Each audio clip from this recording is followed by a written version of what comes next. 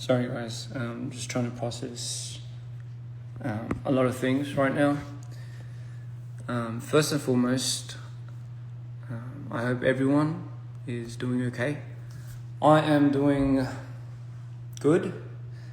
Could be better, but you know, that's just a part of life. We just have to keep going, and moving on is an essential part of just what I've been going through day to day.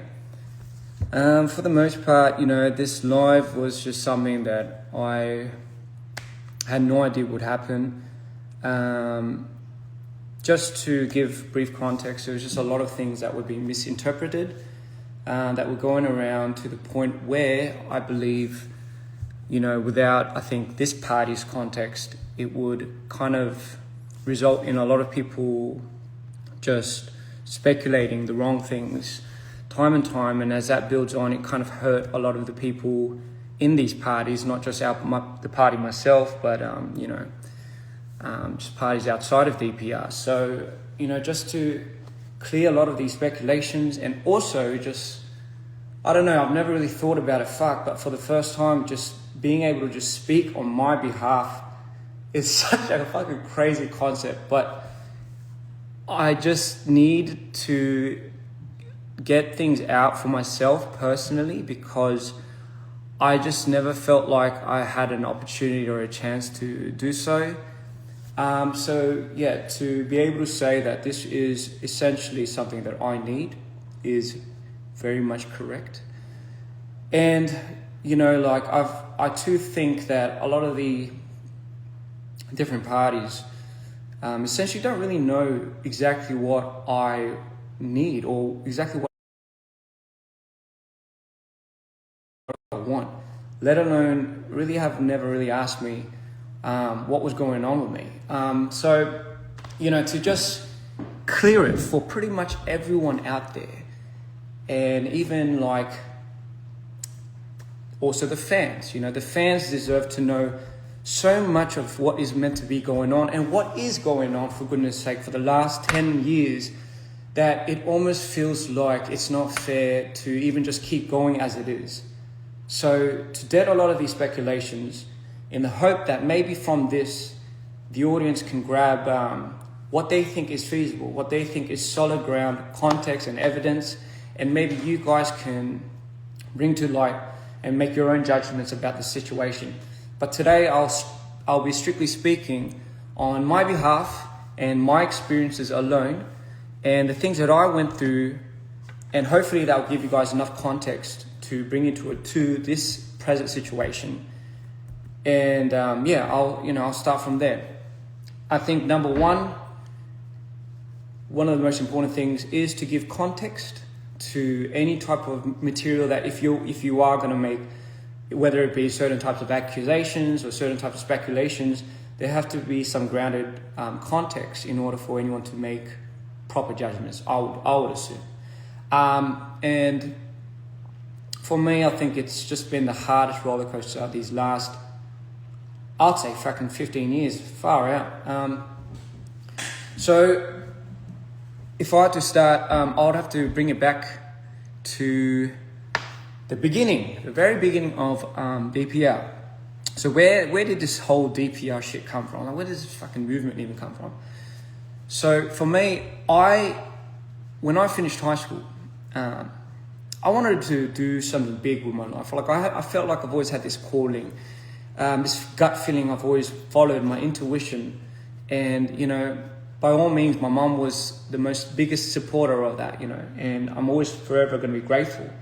So that led me to my journey to Korea right after uni, and I was about, I'd say, 20. I just hit 20, I think. 20, yeah, fuck, that's pretty young.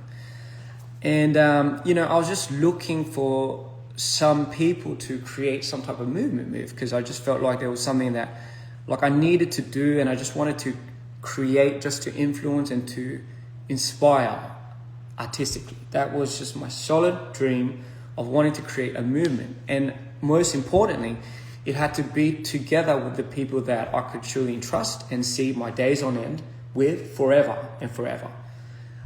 So I wanted to build like this community where, you know, people found a place to belong and everything. And, you know, that's what took me to Korea initially. So I went to Korea in my 20s, and then I met Live. That's where I met Live, and I felt like that relationship was fate and destiny. When I saw Live, it was just immediate connect. Like it was like an immediate connection where, you know, like you just don't get up. Now I don't have siblings really, so like if I felt like I really loved a brother and I really wished I had like a little brother, I guess that was Tabin. And you know, for me, like he was also my greatest joy. You know, like he was one of the biggest reasons why I found so much passion in the things that I do. So, you know, immediately me meeting him was like, hey, you know, he was just finishing school, and you know, he was about to take his next course in life, and you know, that was when the big talks were happening. And mind you, like I was dirt poor. Like I just got scumbagged out of all my money in the first 3 months. You know, maybe I'm just gullible like that, naive and stupid. But anyway, I just fucking, you know, like I was living in this one room fucking office tel, and you know, with that, me and Live, at that time, Tabin was set out to do these things. I'll just tell him like, hey, we're going to do amazing things, because what I saw in him was just this, you know, when you see like a star and then it's just kind of glowing in some people, and you just know like, oh, they're just meant for something. That's just how I felt when I saw Live. And at that period in time, you know, that was my way of really communicating to him, and really that's how we grew that bond. And, you know, his trust over that was something that I'll forever be grateful for. So, you know, fast forward, you know, like this opportunity came, and I've somehow became an idol. And I thought at that period of time, I don't know what K-pop and all this idol thing was, but I just thought maybe this would bring us the proper amount of exposure to be able to do this movement, because, you know, I wanted to do it with Live. Like that was like one of my biggest things. It's like, we've tried to make groups before, and it is ups on fucking YouTube and stuff, but like, fuck, like that was the dream, you know. And, you know, Live at that time had to go to the army, so, you know, he went to the army, and, you know, for whatever it means, I had one of the most traumatic experiences of my life when I was in that idol group. My years of being in C Clown, and that was for some of you that don't know, that was the idol group that I called, was historically probably up to this date one of the most one of the most traumatic experiences of my life. If it really would change me forever, you know, at least to say. You know, like, just the harassment, like, just fucking, you know, fucking abductions and all that fucking shit. I know like, I've tried to do this interview with Dre, but I had to be, like, there are things I can't say, just for not even my safety, but for others. But fucking hell. Just, you know, sorry, I'm just on the fence of like, do I just fucking go for it or not? Just what they do to people, the humanitarian level is just, you wouldn't even treat anything in this planet. You wouldn't even treat your worst enemies like that. And it would be enough to drive anyone manic, or anyone to have some form of DID. That's not to say that was the cause of my DID, but it did not help for sure. So I'll try not to expunge too much, but that was just, it fucked me over. Like it would be the epitome. Like if my first fall in life, where I truly thought I could no longer go on. And trust me, I always have to habitualize the idea that life is not fair and things would just not work out in towards the favor of the good and the kind. But I sometimes refuse to believe that. So I always believe there's an authentic way of getting to people, and a more genuine way of fucking doing things. You know, like just fucking doing it. But you know, like the idle days would be a true testament to that. Not even just exploitation. It was just it's just a little heavy to talk about right now, and I know this is why we had to redo a lot of the videos, Dre, and I apologize. But I mean, anyway, point being, I just wanted to fucking end it. You know, I just wanted to fucking die. Once that was happening, I was slave to like an 8-year contract, I believe. 3 or 4 of which I was, once I signed to the Idol as the Idol artist, it was an 8-year slave contract, 8 years, I believe. Before that, trainee, I was about 2-year trainee. But least to say, it's just the worst time of my life. The constant abuse every day, the fucking manipulation, the violence, even not just for me, but for my members. I had an innate habit to always protect those around me. I could have just fucked off to Australia. You know, they couldn't touch me there, but, you know, there were threats being made to not just me, but my team members, family members, and etc. So, you know, just for further reasons, I will not disclose anymore. So we were in a bit of a pickle at that time. Mind you, every day was just like death. It was like off of pure spite and fury. The things that they would do to you are just fucking explicitly. Sorry. I promised myself not to get angry, but just keep it cool. Yeah, so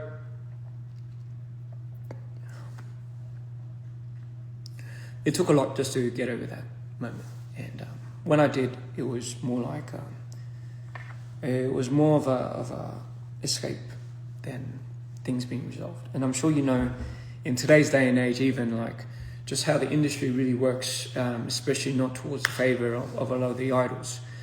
The company really has them by everyone by the fucking balls. So, you know, our generation was not any different.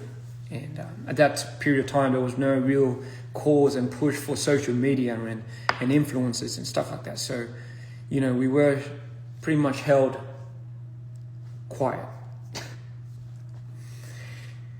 Anyway, so 8 of which we've only done about 2 to 3 years, and before that, after that, my CEO died, and by that time I had went through too many things to the point where I felt like I couldn't return to myself. I still remember, I think that was when I could not believe when I blacked out. That's when I started blacking out, ladies and gentlemen. Before that, it was not too bad, but then after those experiences, I started experiencing a lot of my blackouts. I'll say blackouts in long interval periods of times where I'll just switch. So coping with that was just a whole nother beast, but I knew for me to survive, I just couldn't conform to the level that I thought those scums could get to. I didn't know I could get that destructive, and not just me, but I did not know I would want to be that destructive to people. I just never thought I had it in me, really. So, you know, life was luckily there to take me out of those moments. And so I promised myself that day and going forward, that DPR would be the emblem and be the fucking sign to absolutely going against, number one, the system, which I fucking hated. And number two, most importantly, I felt like I needed to live. So my gauge was pulled back to the very existence of where I thought I just could not come back from. And I was on the verge of just ending it all, really. And, life pulled me back in, and it was like, hey, are we going to do this or not? Like, are we going to go hard at this movement? And I was like, yeah, you know what? I was like, you know what? Fuck it. No matter how beat and no matter how hard it's going to be, I truly think that I need to keep my promise, keep my responsibilities, and just fucking have a hack at life, really. So DPR was my salvation, ladies and gentlemen. It was the very thing that kept me here in this world. And that would be the start of me finding these people. Like Scott, I remember I didn't really click off with him at first, but I remember he just was broken. Like, this dude just needed somewhere to belong, and he was on the cusp of going back to the States, but I knew he didn't want to. And I knew he was struggling to find a place of his own. So my reach to him kind of felt like, hey man, like, I want you to feel like you deserve something. I want to do this with you. And likewise, we had like all these other people that I brought in at that period of time. One of which would be my secretary, which I would later disclose why that's such an important information. Where do I begin? Because I was held to a contract at that time, which disallowed me to continue any further promotion as an artist or put my name in any type of trademark or any type of form of media, I found a loophole where it was like, do I just make an alias? And obviously it's just as long as I don't promote under a certain type of label, I'm still allowed to make money from other forms, other fucking mediums. And that would be, ladies and gentlemen, where I would start videography. Mind you, before that, when our team was struggling, I had to be the contents and media team for my company, and I didn't get paid for that. We were in debt. Apparently, I was in debt. I'm like this shit. I was in debt for about $700K, I believe. The number was $700,000 in debt. None of which we had a choice, I'm sure you know, of how much we're allowed to spend, and they're just fucking using money, and God knows where.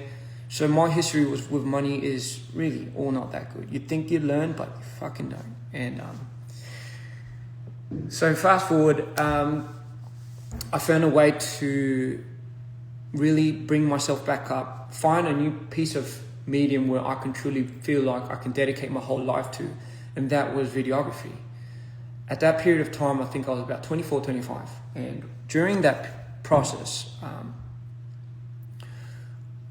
anyone that does production knows how fucking hard it is to just do lighting, from lighting to art, to shooting, being your own DP, borrowing those equipments, returning those fucking equipments, putting it on a hard drive, fucking exporting and importing it, making sure those hard drives are fucking backed up, and location scouting, all of those shenanigans, I would do for the next year or two, solemnly by myself, and with some help from Scott, which, he would be the one that would just kind of, maybe if my art was here, if I made something here, he would maybe distribute it. When the phone calls would come in, he would pick up and he would be like, okay, maybe this will be your clientele. So just hooking up with the clients and stuff.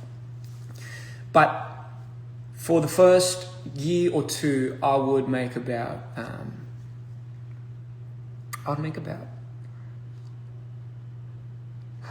like 10, 20 videos for unnamed and unmarked artists. And, the whole plan was to funnel this vision. I can't be an artist, obviously. So my next thing was, live. When he told me and he said he wanted to become an artist and he wanted to become a rapper, I believed it. Like, I believed this was the calling. Like, this was it. Fuck, bro. Here we go. This is it, man. Like, I was so pumped. So all of that video and editing and all of that, like I edited my own videos, I've shot my own videos, and I did that time and time again, endless sleepless nights for about a year or two. And I hit the mark where, that's how we started like getting bigger budgets. So I started shooting like Barbie and Minnow and, and I still would do this solemnly by myself until I could find a crew. But where did all that money go? Hey, like where? So I didn't get any of that fee. I got like a freelance fee from that. Because our plan was to get the money that we got from shooting all those videos. All right, so those, imagine like fucking 20 videos, just doing it fucking. So all those videos that I've shot, I just got like if you were to say, you'd probably get like 10%. Sometimes I'll get none. I think the reason why I say I got none is because if I had to ratio out the times that I would use more of my money to make that video look good, it would be me. Mind you, this is all, like, I held myself accountable for doing those things at the time because it was a choice. Ladies and gentlemen, it was a choice. I wanted to do that. So I don't regret doing that. I'm just saying all of that money that I've ever made in the last 2 years of shooting, editing, fucking returning all these things like equipment, carrying like all those things day in, day in, after 3 days of shooting, sometimes full, was being now put into like this little capital.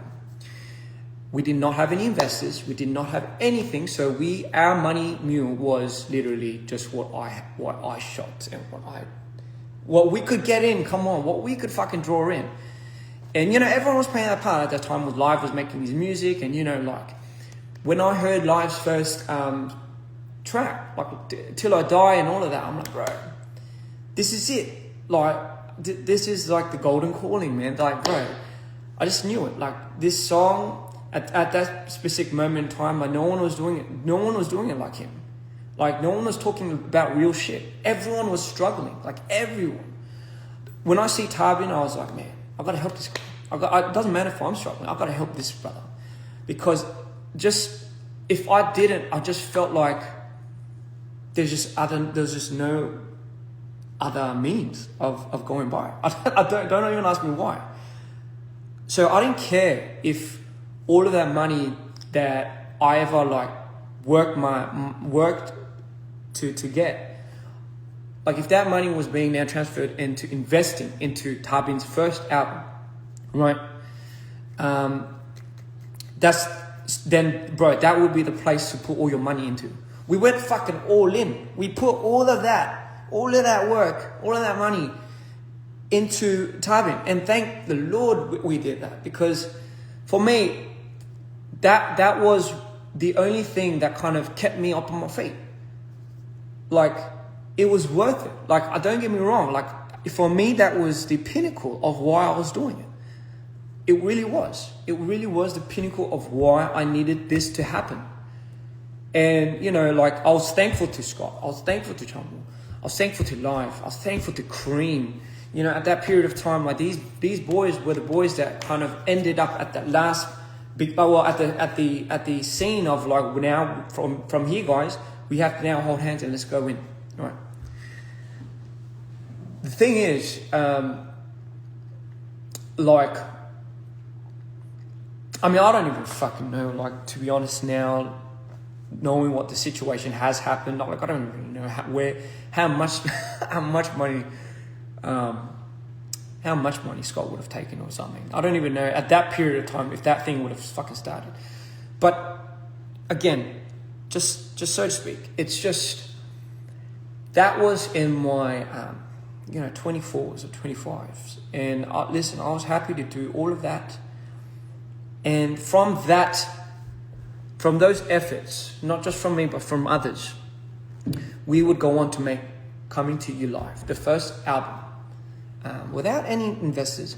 If anyone really helped me with the financial aspect, it was my mum. I'll fucking borrow. So sorry for borrowing money from my mum, but it would be my mom. Like I'll borrow money from my mom, and my mom would pretty much funnel whether it be my software, my equipment. So, you know, she would be that, she would be the number one investor for me then, I guess. But again, without that, I don't think anyone in the team really understands at that period in time how crucial it was for me to get the connections that I got, for me to understand how the whole industry worked on this end. And through that, I was able to appreciate how much people were working on the back ends, especially for production. Fuck, these guys do this and they go unnoticed. Fuck, how much you guys are doing here? Like, oh my God, and you guys got unnoticed. Fuck. And for me, it was so important to highlight what people were doing around for others, as opposed to what I was doing for anybody else. Like, what for me, if I need to validate that for everyone, especially for the team that I'm on, what the fuck is the point of me doing this? Like, why is it so important for me to validate something that I don't really even need securing for? It comes from a genuine place. It's like sacrificing. Like, if I was to really, really perpetuate the meaning of sacrifice, it's like I will do something for you, and you not knowing that forever till you die, I'm cool with that. That's the whole point. If I wanted you to know it, I don't think that's a sacrifice. I'm just going off on a tangent. But anyway, with that being said, that's how we went to C2IL. People thought we were like the sons of Samsung or something, because we came out with 6 videos just fucking ramming with all these features. And these songs were just phenomenal. Like, his album was just something that, like, we've just never seen on the scene. But we've never also seen a production come out of a independent underground label such as us. So they just immediately went to the conclusion, oh, these guys are like the sons of these, like, you know, big investors, big companies, big money, and they're just using the money off of their parents and stuff. Because where they're getting the funding, fucking hell, I don't know. For me, that's bittersweet, because I'm taking it as, thank you for complimenting the fact that you think that this is done with an extreme amount of money. Otherwise, we cannot pertain this quality. But at the same time, it's a bit jarring, because it's like, it's also a bit of a shame, because, you know, like, it really doesn't come from that. It just really comes from how much everyone is putting into this and spilling into it. And that album would take off. I knew it. I just fucking knew it. I just fucking knew Tubin had something, and I knew people would just, you know, this guy would shine. Like, I just knew it. Like, I just felt this gut. And again, I just have this, I don't know, this crawling to just need to take that out of people and just, you know, like, bro, see, you could do it. This is who you are. This is like, bro, you were meant for it, you know? And, you know, like, that's how now I'm going to introduce you to this person called Jeff. A lot of people that speculate that this Jeff person came in right around the time DPR fucking broke up into this fucking shenanigan and was, you know, trying to get into my ears and all of that is not true. It's not true. Let me just give you a formal introduction. Now we are at a point, now that you know, where Scott meets Jeff, right? Scott introduced Jeff to the team. We didn't have an investor. We didn't have somebody that was being our capital, where we got the investments from people. We had to, like, borrow certain lump sums of money to propel us into the next future us. So in comes Jeff. So he was somebody that I think we were all kind of, we didn't know too much, because, you know, Scott was a middleman of all of that. But Jeff was somebody that saw our vision. This is how I got it, right? This is just my perspective, how I felt about this. So Jeff saw us, believed in our vision, because at that period of time, like, oh, who are these kids on the block? Believed in us, and just decided to, hey, have just a fair go at these kids. And I remember, like, he provided us the facilitations, the fucking space. I'm sure our fans know the space that we had long time ago in Korea. Our office, that was all provided by Jeff. He would provide us with new equipment, new materials, new mic, new cameras, all of those things to pretty much fund, I guess you could say, the next thing. Because at that period of time, I just wanted to stop. I just wanted to stop shooting videos for third parties. And I wanted to really, really focus just purely on our own dudes. I mean, could you blame me? Fucking shooting one of those videos took at least 5 years off my lifespan. Anyone that works in Korean production, especially Korean production, knows how fucking hardcore it is. But you doing that at 25, especially with the system that people are so very against. It has an ingrained hierarchical system where they see somebody such as that, a figure that's like 25 and like, you're the director, and you're just having to constantly fight for every single fucking thing you have to do and prove to yourself is another maniacal war that I just thought I would not get into. But for better or worse, it shaped me into becoming the resilient person that I am today. And I'm truly, truly, truly blessed for those experiences and those moments that would shape me into the person I am today. So with that being said, did I want to do that constantly for other artists and other companies? No. I've wanted to focus on typing. Like I wanted to focus on our dudes. Like it didn't mean anything to me at the end of the day. I was doing that so we can make money, right? None of which obviously I was pocketing.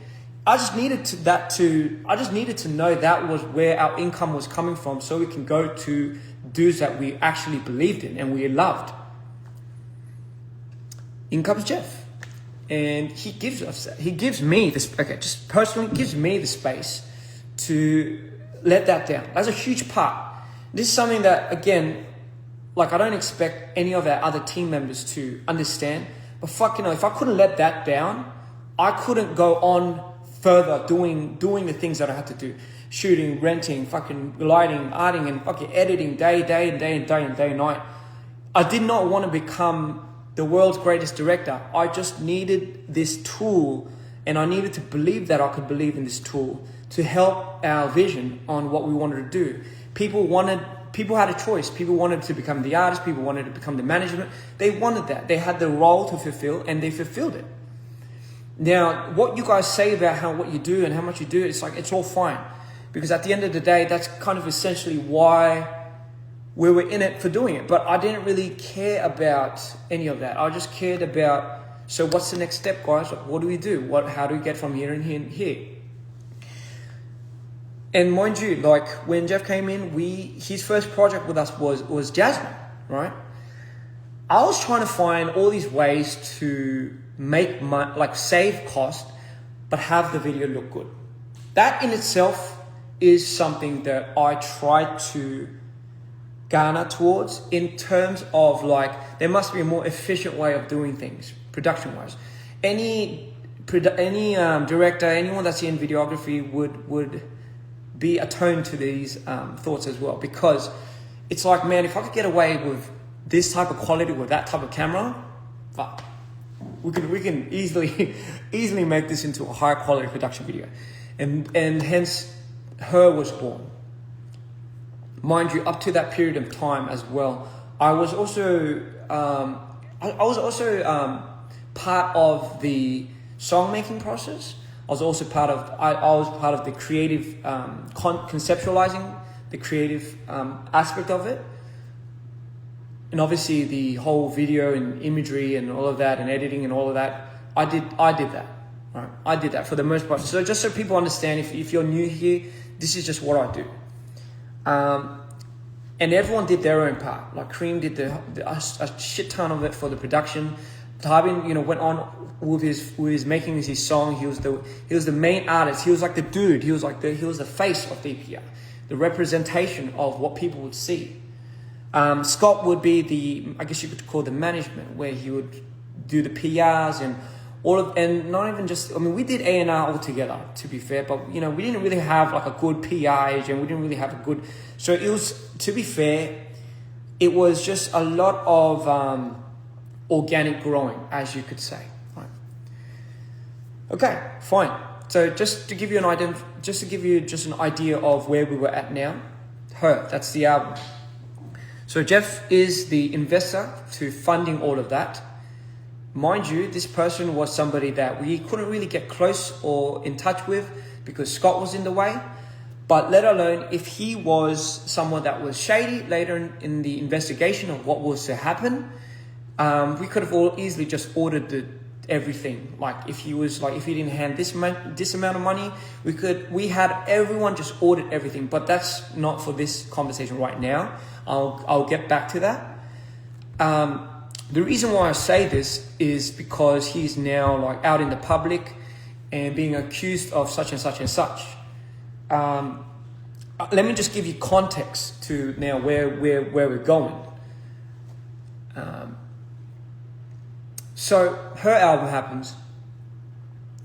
Mind you, I'm still not getting paid. Like I'm still getting paid a freelance fee.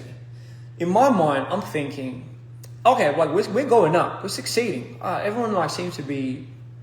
I mean, something's happening. Something seems to be working. We went on our tour, our first tour, but something seems to be happening because I feel like for some reason we're just going up. We're just going up.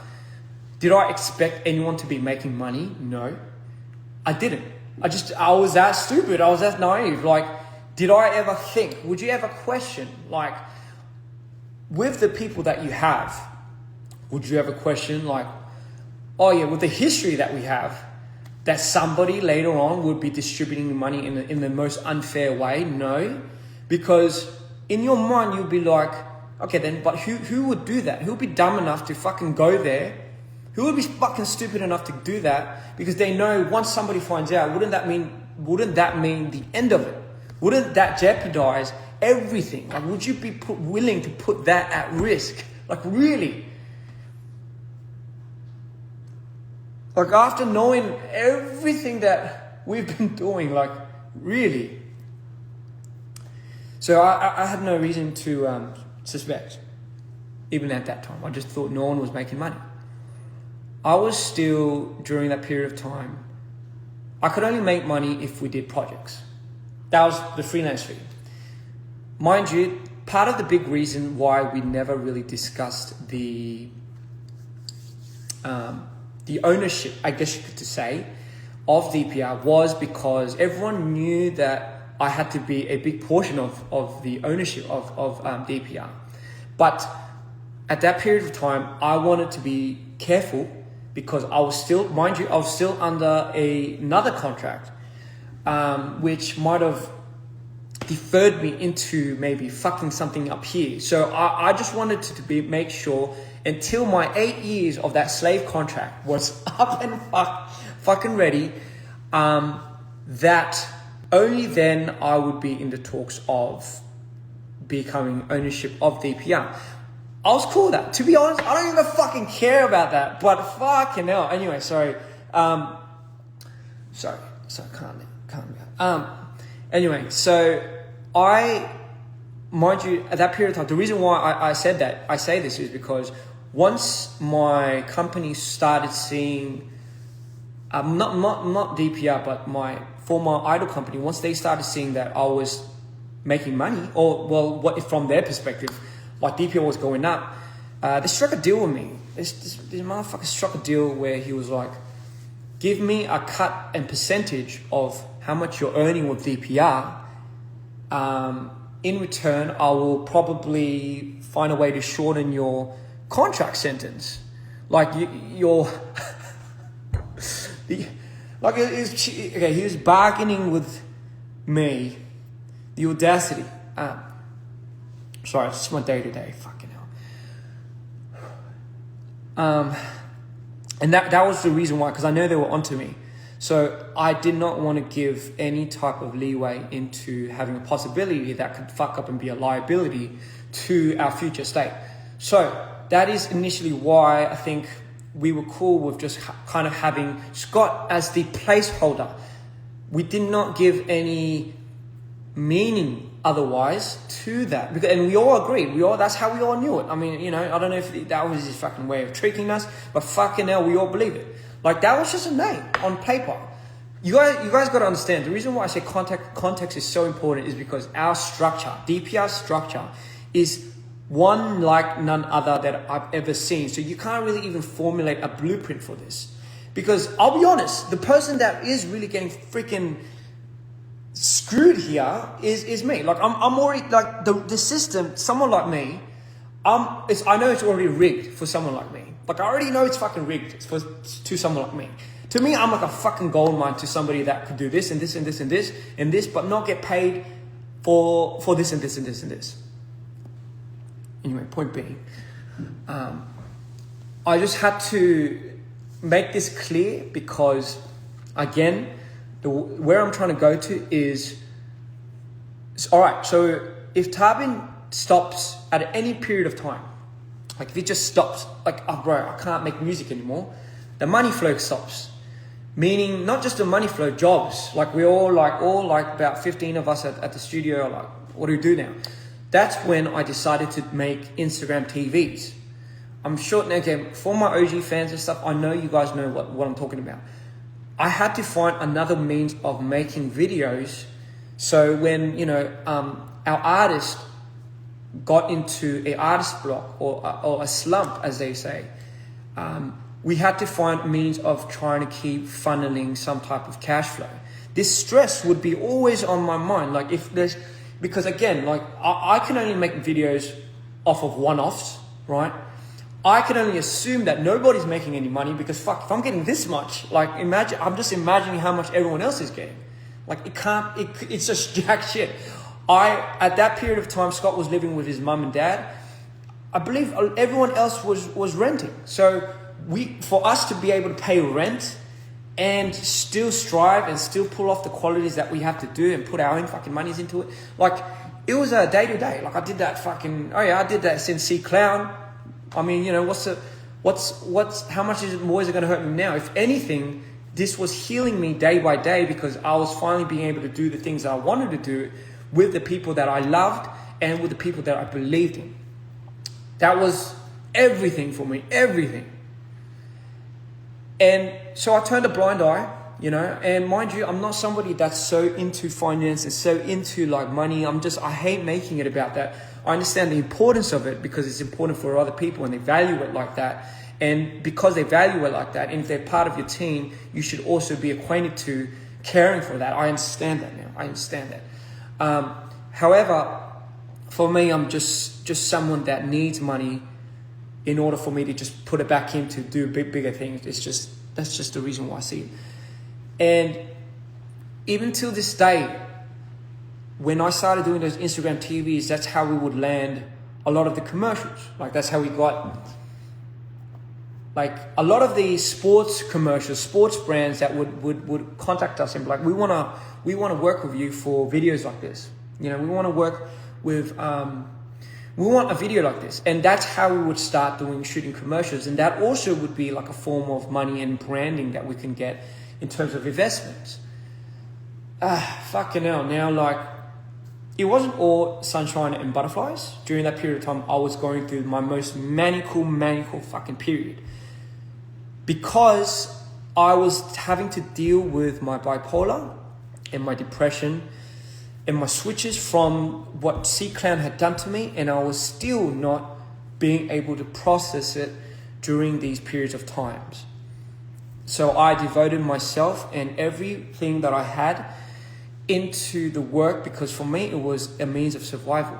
If I did not, if I had even just looked under the rug in which I swept all the shit under, I knew it would fuck me up. And I made a promise I'll never go back there. I'll never be the person that I was when that had happened to me. I solemnly promised me and my brothers and my family, just fucking keep going, just keep it going. You got this. So there were periods of time where we would experience I guess you could say, a financial loss, for example. Like, for example, is anybody out there for Tarbin's album was something that we took a huge financial hit to. I thought, man, if we kept doing production like this, or if we kept doing stuff like that, it would be something that I thought we could still be able to process. But once we took a hit after like a long period of time, it was so hard on Tabin. It was so hard on Scott. It was so hard on me. It was also so hard on Jeff. Because I was there. And I saw all of that. Like that was the first time I saw Jeff. And honestly, that was the first time I kind of got to know him a little more, because, you know, like I thought, fuck, like what's happening with all the money behind the back? Like, is this guy like, because I was very attuned and very sensitive to not wanting to really disappoint a lot of the people that believed in us. But at that period of time, I knew this guy was like losing so much money because of how much. So he had to, like Jeff had to go out and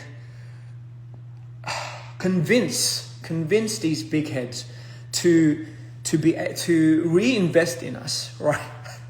Even when we were at a deficit of like just such a big financial loss, and part of that I've always blamed myself because of just the absurd amount of money that I think I use in some of the videos. So I never wanted to put Tabin in a situation like that again. Like I promised myself at that period of time I never ever want to put Tabin or anyone, but Tabin mainly, in a situation like that ever again, like ever. So, because again, financially, I didn't fucking make anything from that, but still, it is what it is today. Amazing album, but still, it took a hit. So now I'm just stressing out about how do we bring this guy's spirits up? How do we bring this dude's spirits back up? But also, how do we create another channel where if something has a slump, like maybe we could do this. Mind you, all in all, while this was happening, I got news that my contract had ended fucking ages ago, and the CEOs of that company were just hiding it from me. And I heard this from a member, and I was like, why didn't you just tell me? Because, and you know, obviously he was threatened not to tell me. But that contract was terminated ever since my CEO transferred to another company, dating the old company. But they held such a fucking good facade, and that threat just held so. If you're getting fucked every day, constantly, 24/7, it's like you can't imagine the headspace you get into, the trauma response, the PTSD. Like you just don't. There's no place for you to have any critical thinking or whatever. There's just no place for you. It's just survival. So when I heard that, I thought everything started aligning, and my first decision and first thought was like, okay, let's have a conversation about revisiting like the shares and everything for DPR. No, it was, and this is what me and Tabin would always talk about. We were like, hey, isn't it our job as creatives to create? Yes. We should have some interest in what's happening with the money aspect. Correct. But if we have these brothers and, you know, we trust them with everything we're doing, shouldn't they, in their jobs as management, business, finance, whatever, be the first ones to reassure us, like money's being used like this. Like, you know what I mean? Like, especially knowing us and knowing him, like characteristic-wise, wouldn't you also expect that? But now, you know, I just always say, expect not to expect. Simple as that. And the reason why I say this is, so my next point was, okay then, maybe it's time for me to start my artist career. And me and Tabin always talked about this, like, fuck, wouldn't it be amazing if we do this together? Like, wouldn't it be so fucking amazing if our universes eventually later like collided, and like this whole story that element of being an artist together was what sold it to me. Like, it really was. Like, it was, time and time I'll tell people on the interview, I was on the fence of becoming an artist. Because for me, becoming an artist only means I'm projecting and too much more power onto my mental disorders already. Like, I didn't, that risk to reward ratio was something that I just couldn't imagine, like what was to happen to me. But for me, it was, I felt like it was time. I felt like it was time to really start that lane of like becoming an artist. And I thought everyone was happy for me because we're in the same boat. Like I just thought, bro, like why would you be happy for me? And the first response I got from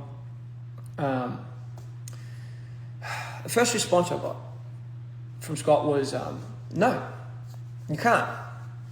And I'm like, oh, what? So who else would be able to do the videos and all that? And I'm like, don't you think I can take care of that? If I was already part of this, part of that, part of this, made this, do you not think I could do another lane while protecting this? Do you not think I've ever thought about that? But besides the fact of that, why are you saying no to it? And I still remember. And he was like, no, because he thinks he can't control me. He thinks if it worked in any way or shape or form, that I was going to be too hard to control in the future. And I don't know why, like what? I mean, why would you want to control me? And obviously those moments were the moments where all these red flags started happening. You got to understand, before all of this, like I see a lot of sides to Scott where Scott only shows to the team. And I see a lot of sides where sometimes I see where it's like a very soft, empathetic side. That side I try to nurture, that side I try to help. And for me, I've always set it up as a challenge for me to really help this dude. Like I just really wanted this guy to be able to not put up a facade of like a strong fucking butt hurt, like fucking, you know, like so like insecure dude that just has to go around getting some validation.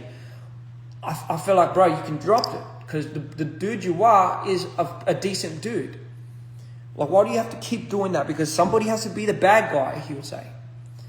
I'm like, no. I mean, I get the logic, but we're not being bad. Like, no one's slacking off. Everyone's going in. Like, if you keep projecting that, how would that make life feel? How would that make Queen feel? How would that make Chunyong feel? And because of those moments, it would propel us into these like complex thoughts of like, fuck, okay, let's just understand this guy. Let's just fucking, you know, bat and like, bro, let's just put it down. Let's just put it down for this dude, you know. But fuck, you don't want me to become an artist? And I still remember, I'm like, if you told me that you wanted to become anything, all of a sudden I was like, Scott, if you told me and you just, let's say you wanted to become like a chef. Just randomly. Oh, you know what? I can't do DPR. I want to become a chef. My first response to you would be, fucking good for you, man. Let's find a way where we can make that happen. That would have been my first response. It would have been like, oh my God, like what? Like, sorry if I'm getting too heated. But that's what I lived with. That's like, you do all of that for these. You're doing all of this for these people, and you know your social life's not there. You're blacking out every day, every night, every now and then at home, not understanding what you're blacking out to, and you know you think deep down everyone's not getting a piece of the pie, and everyone's putting their money. The reason why I thought no one was getting a piece of the pie was because, as any entrepreneur, everyone just has to invest initially. And as the people that were leading it, I just thought, we can make money later, but we have to put in more to retract that, to get that back later anyway. So it's not really that important. It's about how this guy looks, as opposed to oh, let's skim out on this and, you know, let's like settle for this. Like you can always find ways to make money, but you can never ever find ways to rebuy certain experiences and certain moments. Like those are just everlasting and those are just timeless. They are things that pass after a certain time. Time is like that in general. Everything that passes will never come back. So for me, it was just more important to reinvest into moments where I knew would be historically just there forever, permanently, as opposed to like, oh yeah, let's just have the money later on and just use it then. It just didn't make sense to me. So I just thought, okay, everyone was fucking pouring their pockets out. No one was really making anything from this. Because everyone would just be complaining about how much money and how much money they're not really making. Everyone was struggling. Kareem had to sell his car at one point.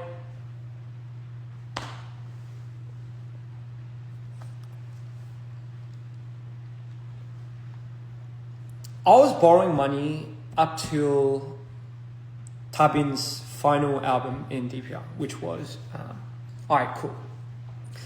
Alright Cool, mind you, I did 2 videos on that, and I started doing the whole running gun thing where I'll borrow the equipment again myself. I'll do I'll be the DP, the lighting and everything, and I'll find all these fucking locations over the span of the next 2 months while I debuted, by the way. And isn't it? And this is the funniest thing, all right? This is the fucking funniest thing.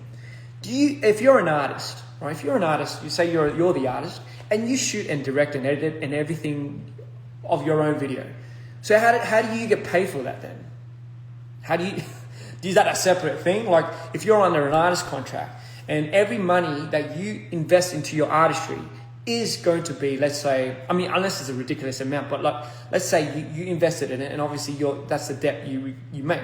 Unless you could fucking start knocking it off of your streams and stuff, you're not going to see any way or means of making any money back, especially. And then what about the whole editing fee? What about the whole VFX fee, the color grading fee, the director's fee? Shouldn't that be all separate? In a perfect world, that would have been so fucking amazing. Why wasn't that conversation ever brought up? I don't fucking know.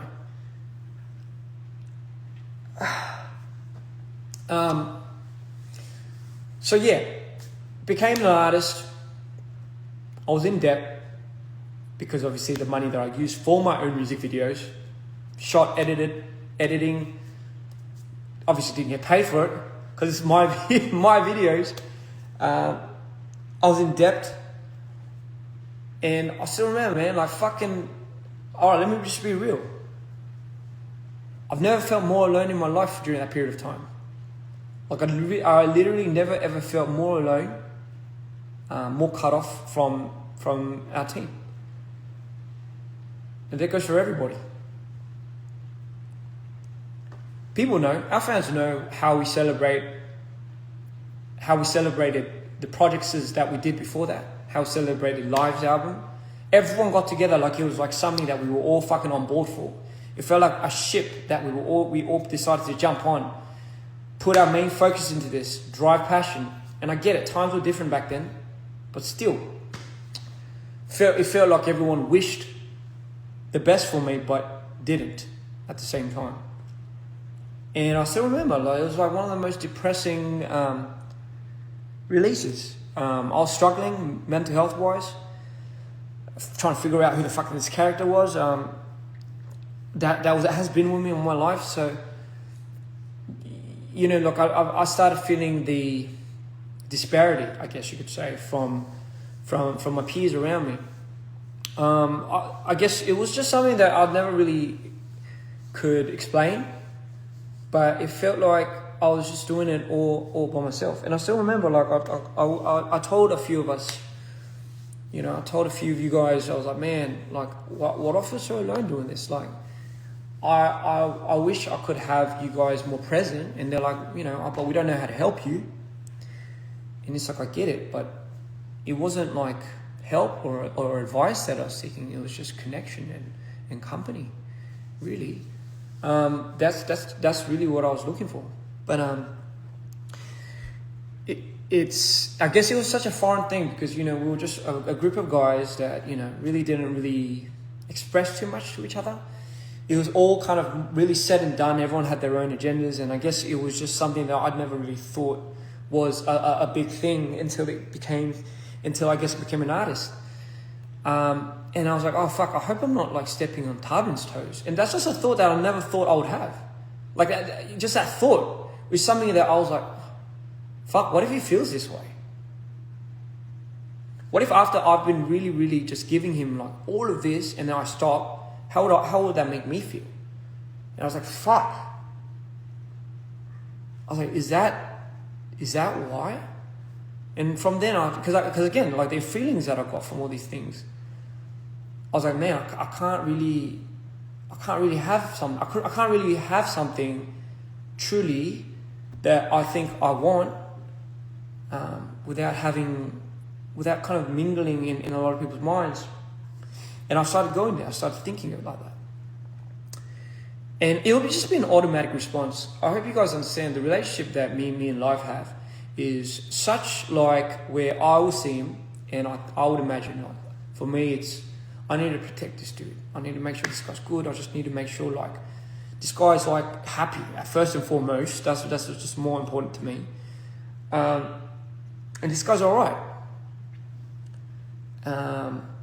So maybe like I was like, oh fuck, am I tripping out? If I did this, I'm like, oh my god, if this guy feels some certain type of way, like because in my mind I just thought that was just another world that probably could have happened. Again, this is just my personal thoughts. I'm not saying that he was like that. I'm just saying this as just my thoughts and the way I kind of started developing my mind. And then, you know, like obviously then the after I call, oh yeah, right away. Like I found ways to shoot videos in a very minimal budget way, and thankfully for that, you know, Tabin said he started profiting again, which I was so happy over the moon for. That was the whole point of me doing the whole run and gun thing, shooting 2 videos, summer tights, yellow cab, and I had to re-edit another video, all at that expense and that cost. I did a lot of things that made things clutch. You know, if things were being thrown at us in a way where we weren't allowed to like come out with that because it was just so bad, I had to fucking do something about it. You know, did I get paid for it? No, fuck. Just thought, but fuck it, who cares? I just thought everyone was fucking living like that. You know, so like, yeah, man, fucking those details, like there's just so much more, but I don't want to keep fucking just staying in this moment. Sorry guys, I want to just move on. Tour happened, right? Before the tour, Mida 2. So this is where everything started fucking getting weird. You know, one day like I was like we were doing Head in the Clouds, I think first LA show ever. This is when I debuted. This is the first time I went to LA to do Head in the Clouds. And during that period, obviously the conversation started happening because I became an artist. It's like, oh, what, you know, let's start, me and Tyler were like, let's start talking about the rights to DPR and the shares. Because now isn't it a good time to bring that up? Because, you know, my contract ended and, you know, like to see where really how much money this was being kind of, I guess, distributed towards. Because during that period of time, Live was having exemplary examples of certain different other artists that was making this much as opposed to how much we were making. And it was shady because come to think of it now and really seeing the artist contract that Live was signed to, no one had any idea. No one had any idea. We had no blueprint to go off of. So whatever we thought was fair, or whatever Scott thought was fair, we just kind of like, all right, yeah, I guess that's it. Like, because how do we know? We're fucking young, dumb, and stupid, and we're just naive. So everyone is accountable for that measure. It's not just Scott. It's like everyone, right? Like I'm accountable for like not being as knowledgeable, but that's what life teaches you. It teaches you to learn, grow, and experience. You know, and sometimes you just have to ram through it. So fast forward, okay, that's when all these questions started arising. Bro, how much are you really making? Fuck, I don't know. But like my friend here in this company is like fucking making this much, you know? And his streams are like this, you know? So what's the catch? So then, you know, I still remember. So that was our first conversation we had with Scott. Yo, what's happening with this whole like split ratio thing with DPR? Like what's really going on? What is really going on? I thought you said it didn't matter. I thought you said whose name's on the, I guess, shareholders list for DPR has the trademark. It don't really matter because that's how we would play it off. Time and time, I tell you guys, it's not like we've never had this conversation. We've had this conversation time and time, but it would always come to the conclusion of like, bro, that's not how our system works. That's not how the money's really distributed. That's not how like things just work around. We're a unique blueprint, which I agree to, right? I understand we are a unique blueprint.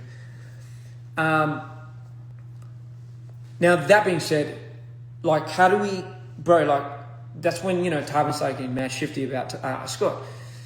And, you know, I complied because I thought I was like, bro, if it's like all set and clean and if it doesn't really matter, like, why are you so like adamant on not wanting to show this or not wanting to do this and that? So it started building up from there, as you can imagine. It started really building up, and Tarbin just got more and more like, you know, fucking it started catching on. And I was in the middle of making Mitre 2. And again, for me, it's just like, fuck, I felt like I was just starting my artistry. I just felt like I was just starting my journey into this whole like, fuck, you know, I get to express myself. I get to like finally open up about my past traumas. Maybe this would be the healing journey and the necessary step that I need for myself. Fuck, maybe this is it. And henceforth, like, Mitre 2 happened, you know, so... For me, you gotta understand, like, my perspective of this was like, yeah, fuck, I don't know if there's fuckery, because I refuse to believe someone that I care for personally, could be at the helm of doing all of that. And for me, and number two, just, you know, again, like, I just couldn't understand, like, what, like, you know, if that was to come to the light, don't you think that would fuck everything up anyway? So, like, why would anyone do that? So, you know, fast forward, like, I remember Tarbin coming in during when I was making Mitre 2, and he was like, "Hey, like, fuck, you got to stop this. You got to stop this right now." You know, it's like, everything you've done, like, it's owned by this motherfucker. And what if this guy owns it completely? Like, what if he doesn't give it back? And I was like, oh. Like, I've never really thought of it like that. Like, I've never really thought about somebody else owning certain trademarks or something and running off with that. And I understand the importance of that for every artist, because you, as an artist, if you contribute and you dedicate your whole life's purpose into making something, you would need the rights to that. And obviously that, in these days, today's day and age, is masters. It's like, who has the rights to certain masters? You hear about it all the time. Big artists is buying their fucking, buying their masters from other people, buying their whole fucking list. And it's a huge thing. It's like, you want to be the owner of what you truly deserve, like what's rightfully yours. And I was like, man, this can't be a hard conversation to have with Scott. Like, if this is something we have just figured out, then it's probably time for us, as the individuals that have just figured this out now, to bring to light. And if it's something that we all were just not knowledgeable of, then there should just be no malice, you know, as opposed to like, hey, fuck you, you know, fuck you for this. But again, I was also a victim to this, so I just thought, okay, you know what, you're right. This guy is clearly very, very, very like upset and bothered. And if I'm being completely honest, seeing Tarbin upset bothers me more than the actual thing. And I know that's kind of weird, but I can't explain anything otherwise. Like, I can't lie to you. That's genuinely just how I felt. So I decided to at that period in time, to stop Mitre 2 for a bit. And then, you know, my mum calls, and this is when my mum starts getting involved with this whole thing, because my mum is very intuitional. I trust my mum. Everything my mum called for, she was never wrong about. She was always right. Like, a term that says mum's always right, like I do not shit you, that is something that I truly am scared of, because I truly believe it. My mom's intuition is none like other, and she told me to just keep going, because, you know, it's just something that I had to do for myself. I'm not used to that term, do it for yourself. I'm not familiar with that term, and because I'm not used to that term, do it for yourself, even that period of time, I struggled to do things for myself. I felt like if I did things for myself, it would be the epitome of somebody else's, at somebody else's expense, whether it be their mental health or whatever. It's fucking toxic, I know. But anyway, I just thought, okay, fine, let's just keep doing this, but let's still hear this guy out. And I moved to LA, you know, in that turbulent fucking turmoil of a time, while we were scheduled to do our first regime tour. And this was such a big deal because, guys, this tour was the first tour that me, Tarbin, and Cream, and yeah, pretty much us three, and Arctic, were going to be like together as like a unit on tour, on stage. More important than me and Tarbin just being together as a unit on tour was something that I've always wanted, iconically, just something that I've always imagined to be good, and I know him too was somebody that would have saw that as that. But obviously, as time developed,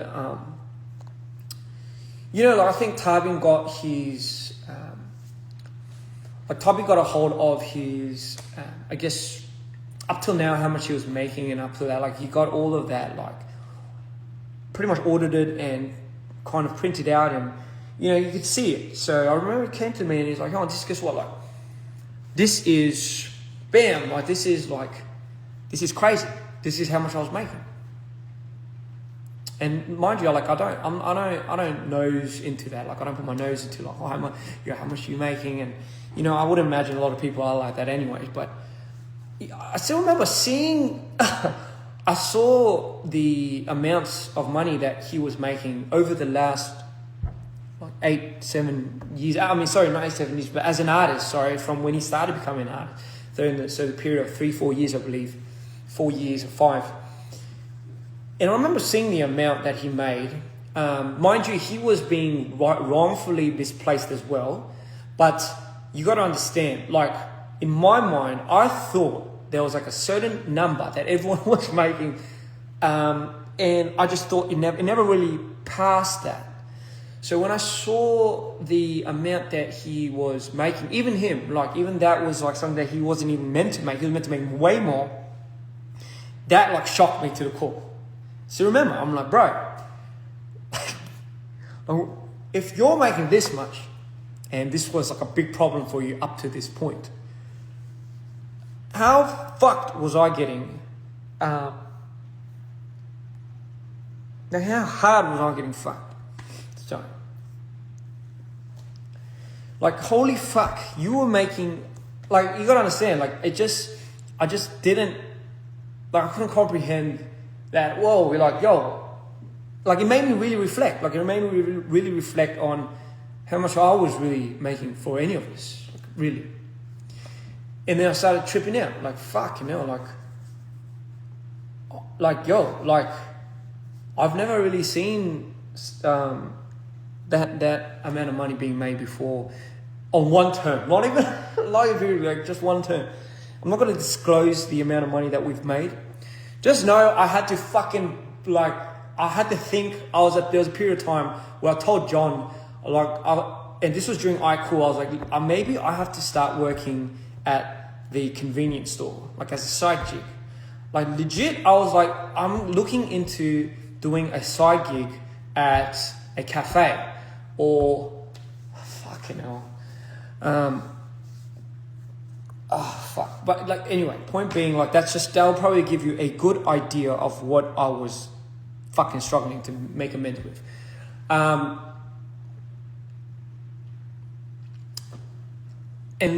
like, just seeing that, I guess, kind of really started opening these doors to my mind where I just thought would never lead me to my salvation. Bringing back the idea of DPR being my salvation slowly started taking hits. And you got to understand, like, my idea and identity built on this whole idea of believing in a team and believing in the people that I love. Even showing all of the people necessary to my disabilities was a big thing for me. I had a hard time opening up about it. Scott was one of the few, if not the first person that I've ever opened my switches to. Which is probably why I'm a little bit more angry and a little bit more upset that things happened the way they did. Because I trusted him with all of that.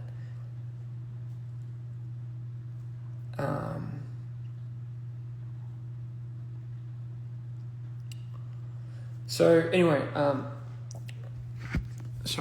So I just thought, fuck, how are we going to do this tour? And mind you, at that period of time, like, I was so minded too, man. Like, I was fucking dying. I was going manic every fucking day because of this drama that was happening and what it could possibly mean. Like, holy shit, if this was true, if this all came to fruition, and this was like the worst case scenario that I could possibly imagine for us, it's probably going to be the end for me. Like, it's probably going to do me in. Like, I can't survive another sea clown. I can't. Like, I just fucking can't.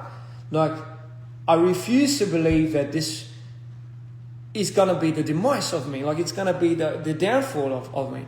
And I was tripping out because, like, you know, everyone else was tripping out, and, you know, like, once these things started coming to fruition, and we're like, oh my God, bro, did you know that this was being mishandled?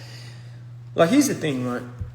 When we earn this amount of money, it gets distributed to the investor side, about 30%, and we take about 70% to DPR. 70% of which the funds are now coming in from, like, whether it be shows, whether it be like fucking the royalties and masters and all of that is coming in, but it was being distributed by one individual. Yes, you guessed it. But what was it being distributed based on? Just based on how he feels like he deserves it should be distributed. So pretty much playing like fucking like God, like playing just you know what he thinks it deserves, how much he thinks somebody deserves in this period of time. In comes like the secretary that I told you I brought in. This guy I vouched for ever since I came to Korea, right? I will not name him, but he was my first friend, one of my first friends in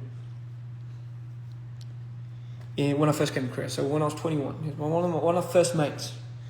I gave him a job when he came back from the army. He didn't know how to do any of it, but I trusted him because obviously I thought I had him figured out. But you know, it turns out this guy that was handling the receipts and, you know, talking on the phone for all these people that on the finance side, or so, you know, secretary is kind of the right term. So under the tables, he made more in a year than I had in the last 5. So 5 years of what I made in DPR would be less than the 1 year of how much he made in a year.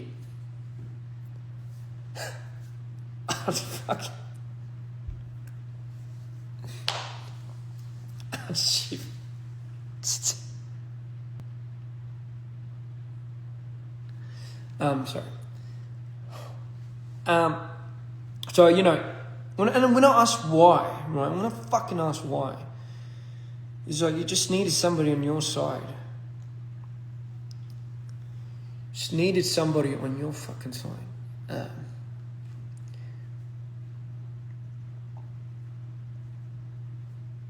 Those instances where I had to borrow money. I remember as I was editing Mitre 2, fucking manicked out. 6 days out of the 7, just couldn't sleep. I knew this had to be done because if I couldn't finish it, you know, I didn't want to leave my fans, and certainly number one, I didn't want to give the impression to our fans that, you know, something was fucking bubbling to this point. So I just kept pushing on, closed my eyes, just kept pushing on. And then, you know, Scott would be calling me in the background, and he'd be like, you know what, fuck. Just all of a sudden, he's like, Tubby's leaving. I'm like, what the fuck? That wasn't what we talked about last conversation. He's like, no, Tubby's leaving. In my mind, when I heard that, I'm like, nah, there's no way he said that and he believes it.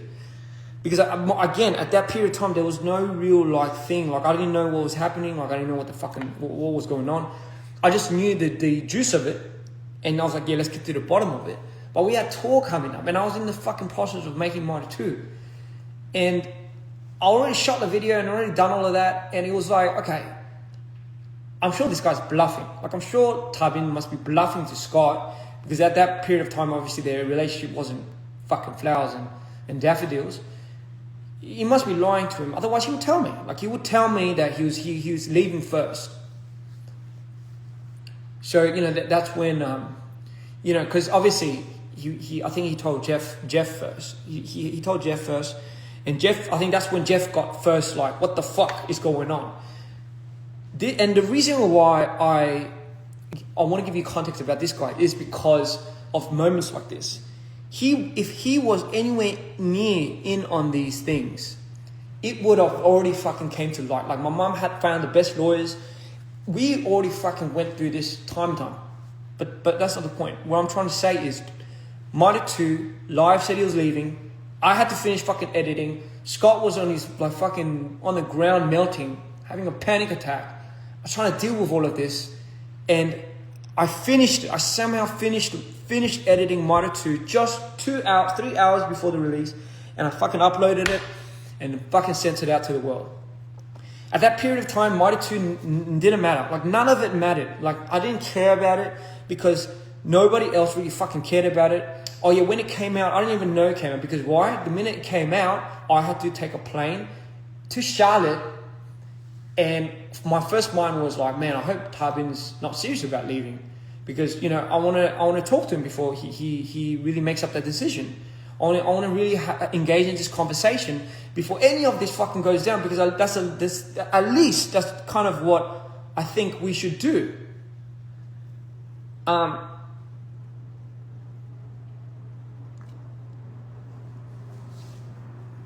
So Monitor comes out, nobody gives a fuck. I don't give a fuck, and we just go and fly to Charlotte. And I still remember the first thing I went to, because Charlotte is where we were prepping for a month before we went out into the world with our tour. And I just remember thinking, oh my God, there's no fucking way this is happening. Like, there's no way that this is happening, and we are not doing, like... So we went, and I was like, Tywin, like, you gotta be straight with me, man. Like, are you really leaving? Was it like, no, I thought, are you leaving? Like, because I gotta know. And he's like, yeah. I'm like, fuck, man, like... And, you know, like, this is when we will have these conversations. I'm not going to go too much into detail, but, you know, I still remember, man, like, I was like, man, if you made this already, like, why don't you fucking just tell me? Like, and I understand why, like, this is the thing, I understand this unconditional line sometimes where Tywin has his best interest in me. I'm not saying he doesn't. He has his best interest in me. But sometimes, because of that unconditional line, that just it's a bit hard for him or me to cross. You know, some things I think he wants to just handle it on his own. But you know what? Like, the reason why I'm saying all of this is because I never really find the appropriate time to ever talk about how I feel about any of it. Like, really, ever. It fucks me up, because it's just like, man, if I see this dude suffering, I'm like, oh, bro. I can't. There's no time for me to suffer. Like, this dude's fucking at it. And I still remember, I'm like, man, what would it take for you to... And by all means, like, I was so over the moon that he had finally found his edge. Like, he had finally found the confidence to want to do something of his own. That was his dream. Like, he wanted to do something of his own. I didn't know it would come at that time. I just thought, man, like, we were doing this together. Like, I thought this was like our thing. Like, I thought this was like the whole point of it. Like, if Scott's out of the picture, don't we get the keys to our kingdom? Like, can't we just work this out with Jeff then, right? Like, is it that much of a hard problem? I don't understand what's getting in the way other than Scott. So, you know, my thing was like don't go away. Like, just stay here.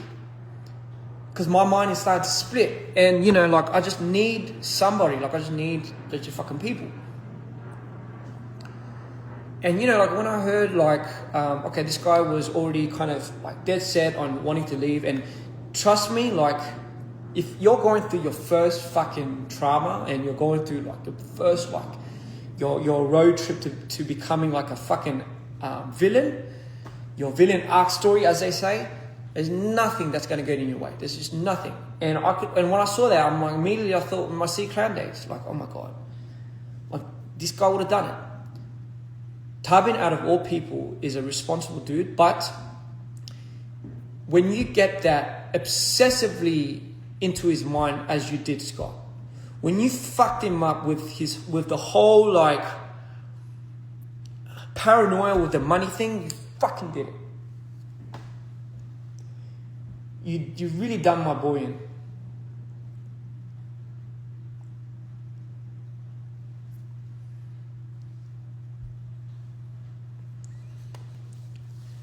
And honestly, like, that's just one of the things that I'll probably never forgive myself for as well. it's just having the lack of knowledge to be able to see that nuance and identify it, and fucking really letting that get to this guy's head and cracking him in the shell. So it's like all his fears, and mind you, it's because he had a hard upbringing. This guy had a really hard upbringing. He had his family, he had his mom, his dad had cancer. Like he went through the fucking trenches just to be able to be where he is. And trust me, God gave it his all. And you fuck with that, yeah, that would do it to you. So I don't blame him for being the way he is. But at the same time, like, I knew there was no way of getting to him through that anger and through that cloud. I didn't know, the only thing I didn't know was how much my world was breaking into fucking pieces.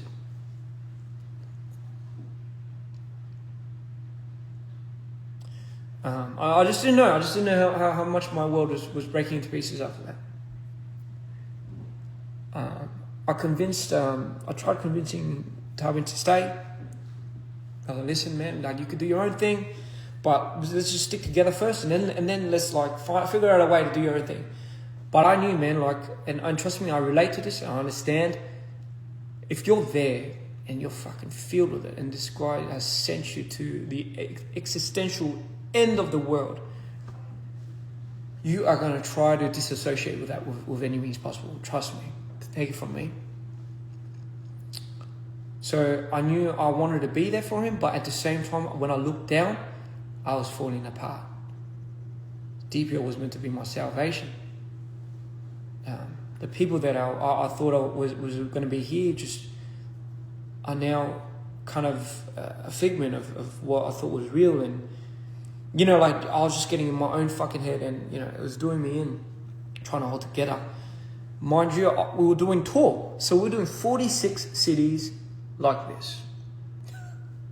In this current state, in this intensifying fucking frequency, that is how we started tour. And I still feel so bad for the boys, you know.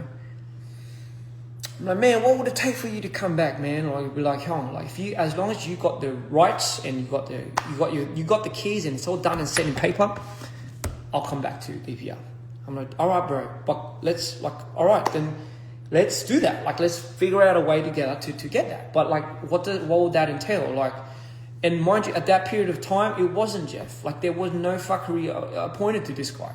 So it was just Scott that was doing that. Obviously, he mingled with all that shit and he fucked everything up with that. But that was the catalyst of why everything tumbled for me personally and for live. And everyone on the team, it's like getting fucking crazy. It wasn't just me and live that was struggling. Chunyong, I remember Chunyong like this guy,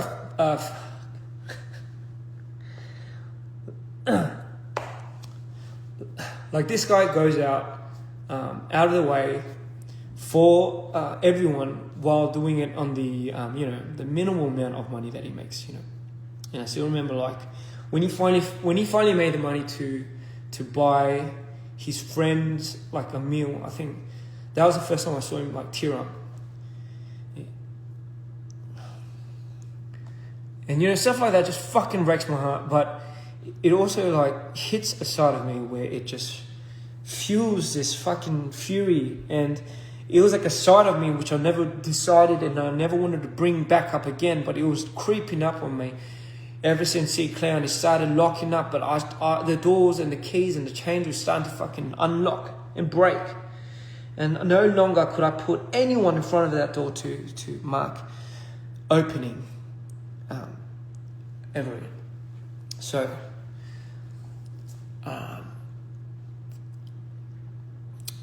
and so the tour happened. I don't know how. I remember spending my birthday there during rehearsals. It's fucking the most depressing birthday I've ever spent in my life. It's just, we were all segregated. We were just all parted away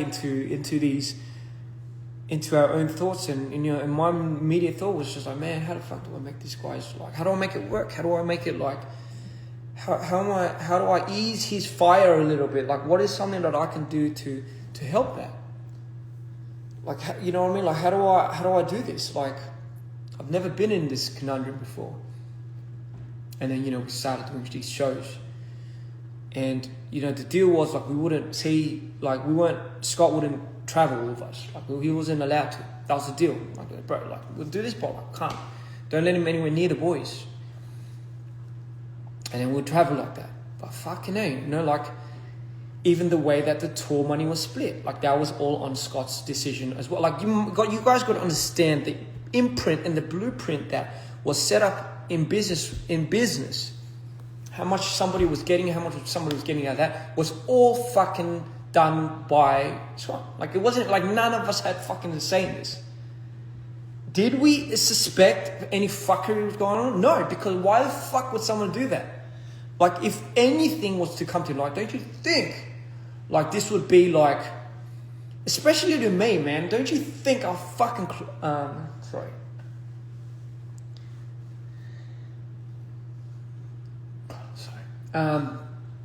The reason why I just got to prevent myself going up from these is because I'm on like I'm on a bit of a.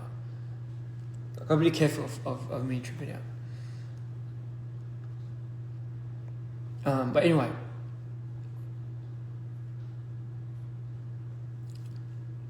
tour happened, and you could imagine it's every fucking thing, every worst nightmare. We put so much money into the production, which we did not design. Scott had his ways of setting up the tour. So even from the element of bringing that tour to life, like, that was all in Scott's budget. Like, I don't know how much he spent. He spent like a fucking shit ton of money in that, but that was all production. Like, that was all of that. And my only thought was like, damn, I finally get to see the fans. I finally get to perform in front of our crowd. And, like that was the last of my thoughts. Like, that, you got to understand that was meant to be what I was excited for, like, bringing Mairo to life, being able to see the fans that I finally reached was like something that was so important to me. But the fact that the matter of the fact was, like, it just, like, that was like, I couldn't even process that. And then we did one show, we did one after the other. We started in the States. And with each show, I remember, man, like, I was, like, after I did my thing, it wouldn't even feel like I'm the artist. I'll be like, fuck, I'll go to Tarbin, I'll tend to him. Because I'm worried. That was the first thought I had. As soon as I finished my show, I think, fuck, like, is this guy okay? Is this guy alright? And you saw, I'm sure you've seen his documentaries and stuff, but, like, he's like, those moments where you see in the green rooms where he's having a hype, that's all real. Like, that was like pretty much most of the fucking shows we did. So there was no time for me to process how I felt about any of this. But you guys got to understand, I knew there was like a big part of me that I wasn't addressing, and that was like, I thought this was meant to be your salvation, man. I thought this was meant to save you, not kill you. And that one thought was a thought that drove me into oblivion. It was like after the 10th show, I think, I started cracking. I started cracking because why? There was no support. Tarbin was smart enough. He found Hyunsu. Like, he found that guy to go with him on tour. I'm not used to that. Like, I don't know what managers are. I don't know. I've never had it. So there was no real support system for our artist structure. And this is one thing I realized during that period. I was like, damn.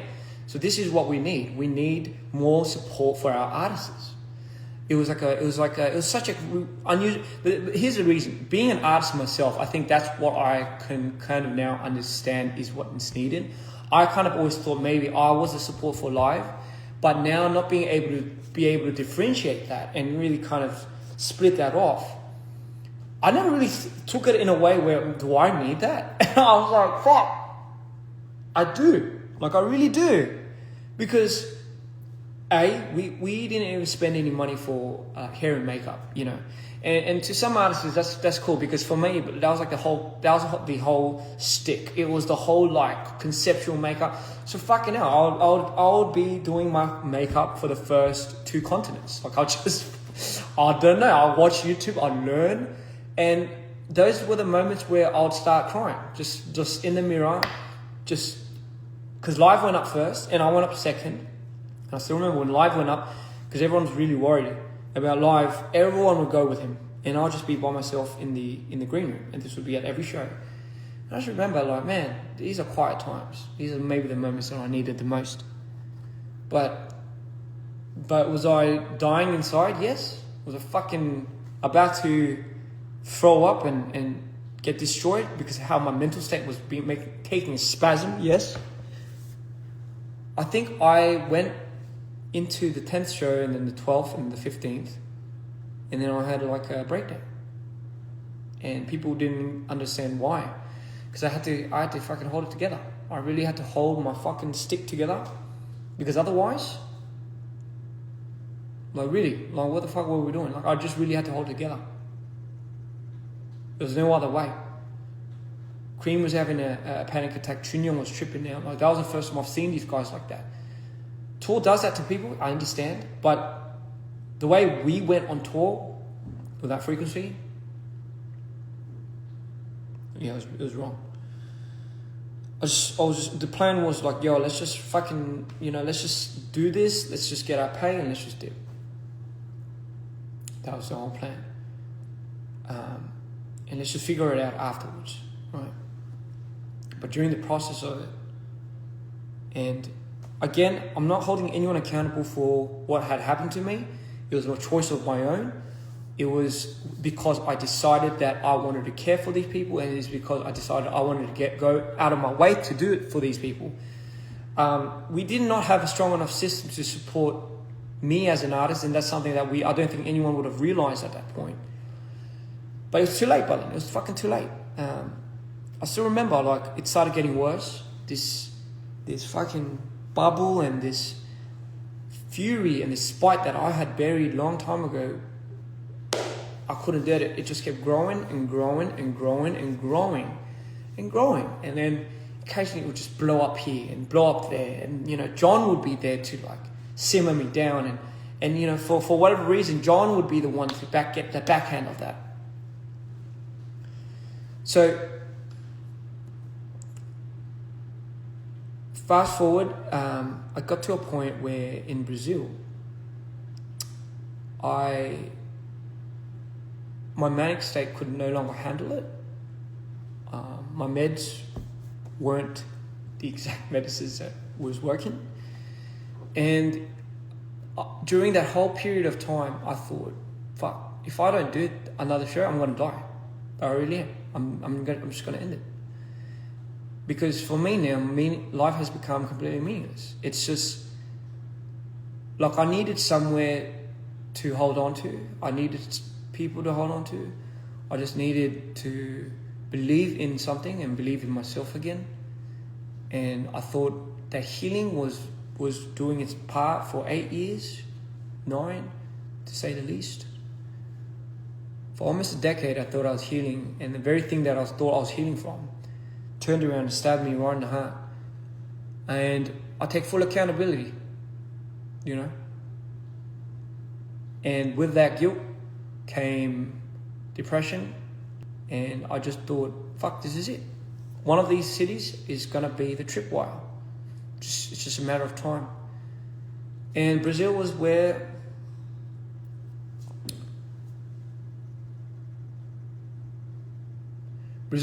I made my first attempt at killing myself.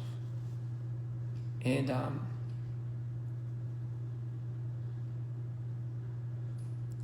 by the grace of God, John walked in, I think just in time, and I was sent to the ER.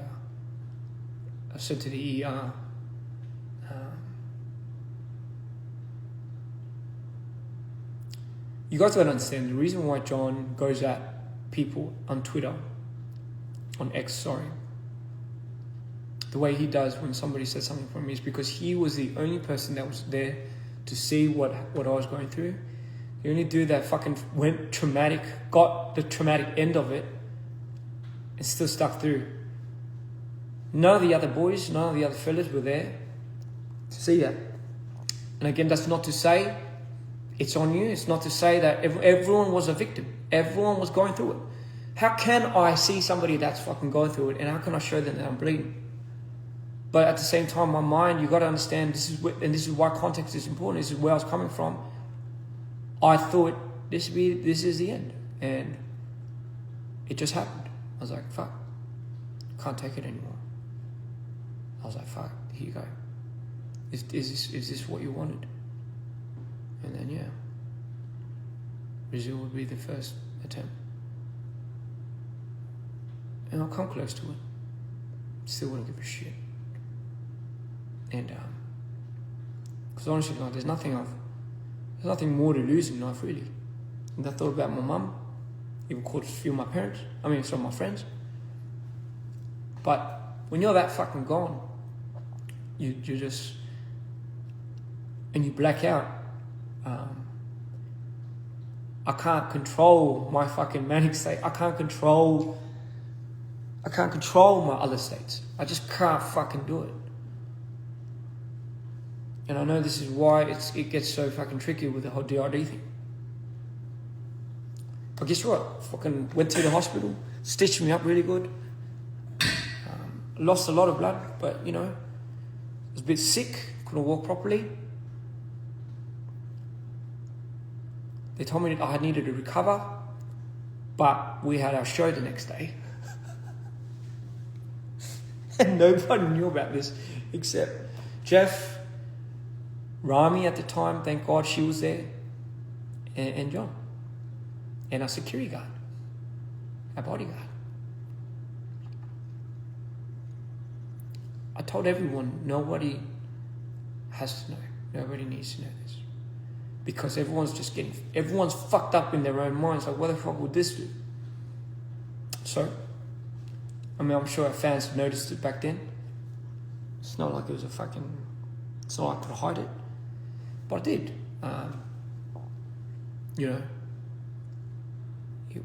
And I'm sure at a certain point in time, my team started seeing that.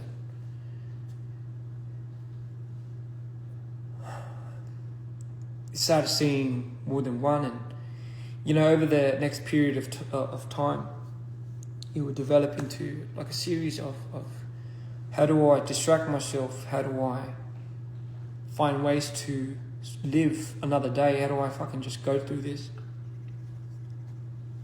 And the switches, oh my fucking God, the switches were so bad. I needed to be on such hard medication to just be able to turn one off. And when another switch happens, it splits off into like fucking two more, man. I just black out my blackout intervals would go from about a day, long years ago, it would go from a day to now, like a couple of days. I black out on stage, go to like a week, and eventually, by our 45th show on Sydney, our 45th show, that would be the day that I knew I couldn't do the 46th. Sorry, our 45th show was our last show in Sydney. Our 46th show was our show that was meant to come in 2 months in Korea. I don't know, I woke up and I'm like, I'm in Sydney. How the fuck did I do 45 shows? And I opened my eyes and like, we've got to do one more. And I still remember. I told everybody at that time, I was like, I can't do this. So rarely do you see me say, go back on a plan or go back on something that we were meant to do. So rare. But I knew if I did this show, like I knew at the state that I was at, if I went through this show, I would, I don't know when I'll come back. And if I didn't come back,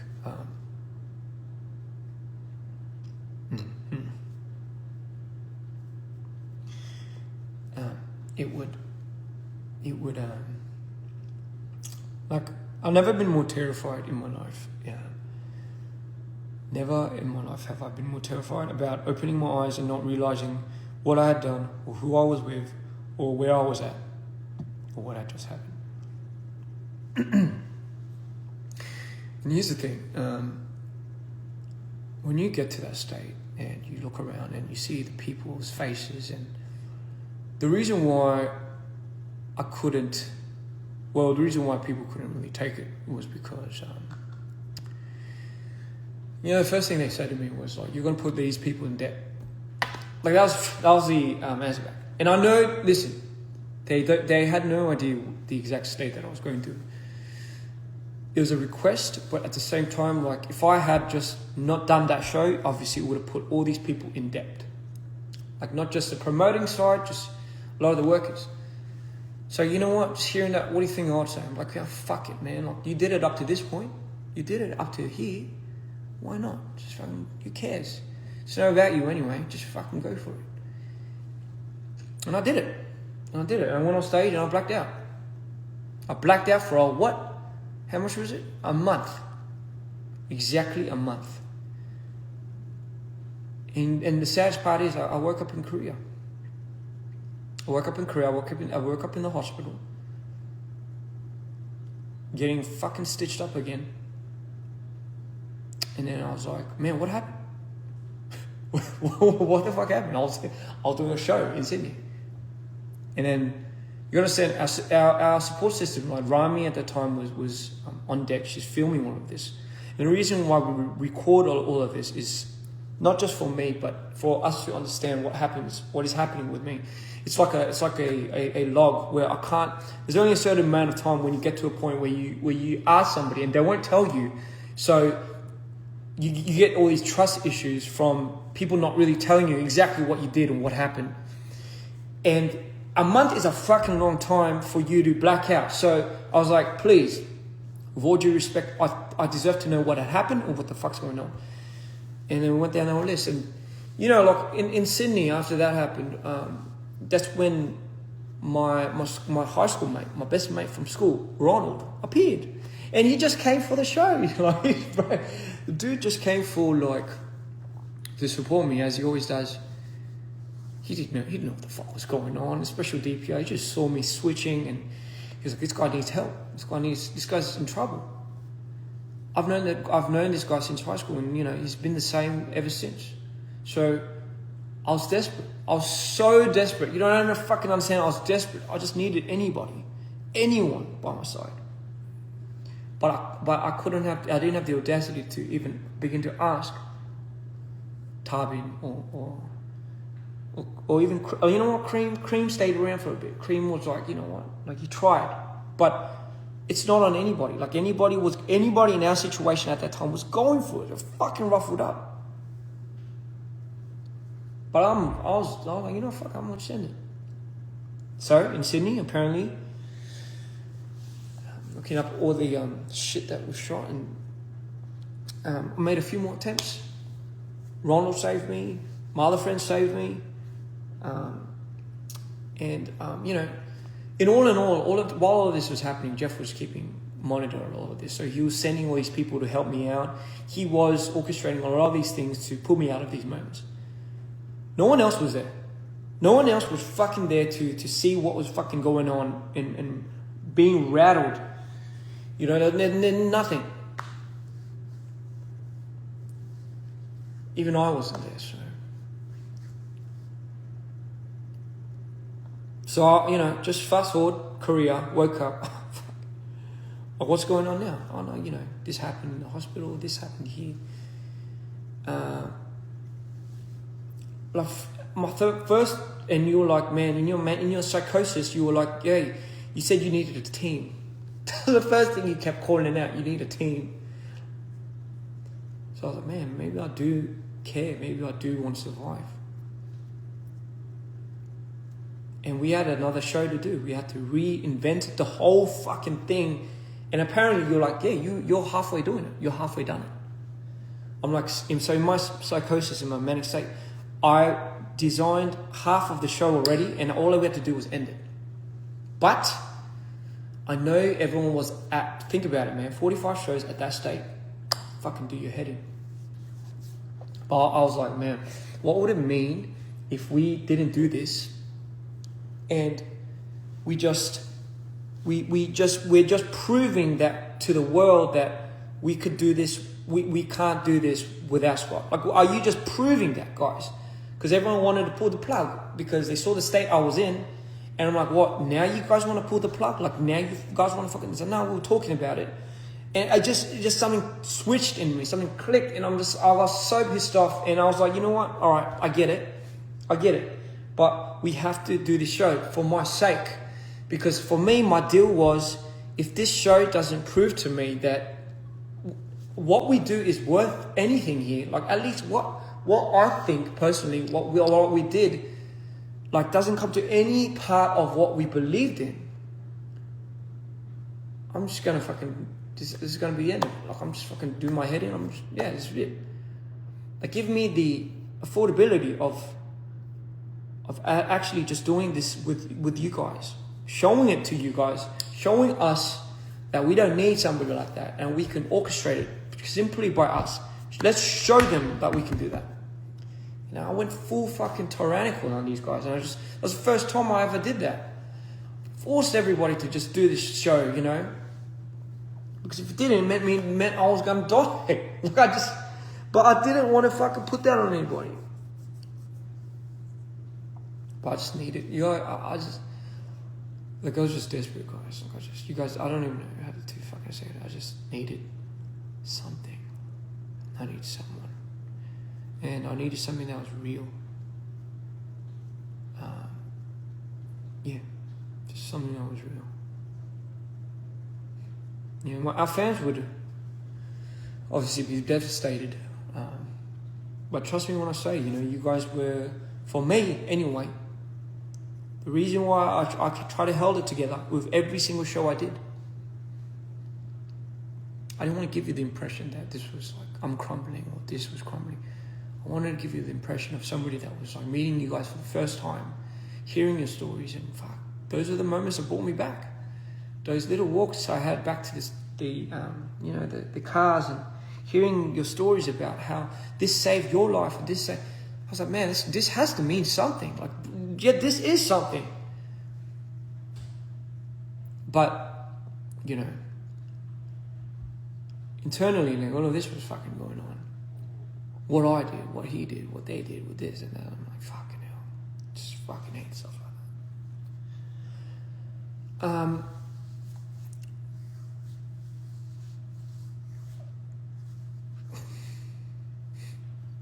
So I think a lot of people are missing the point.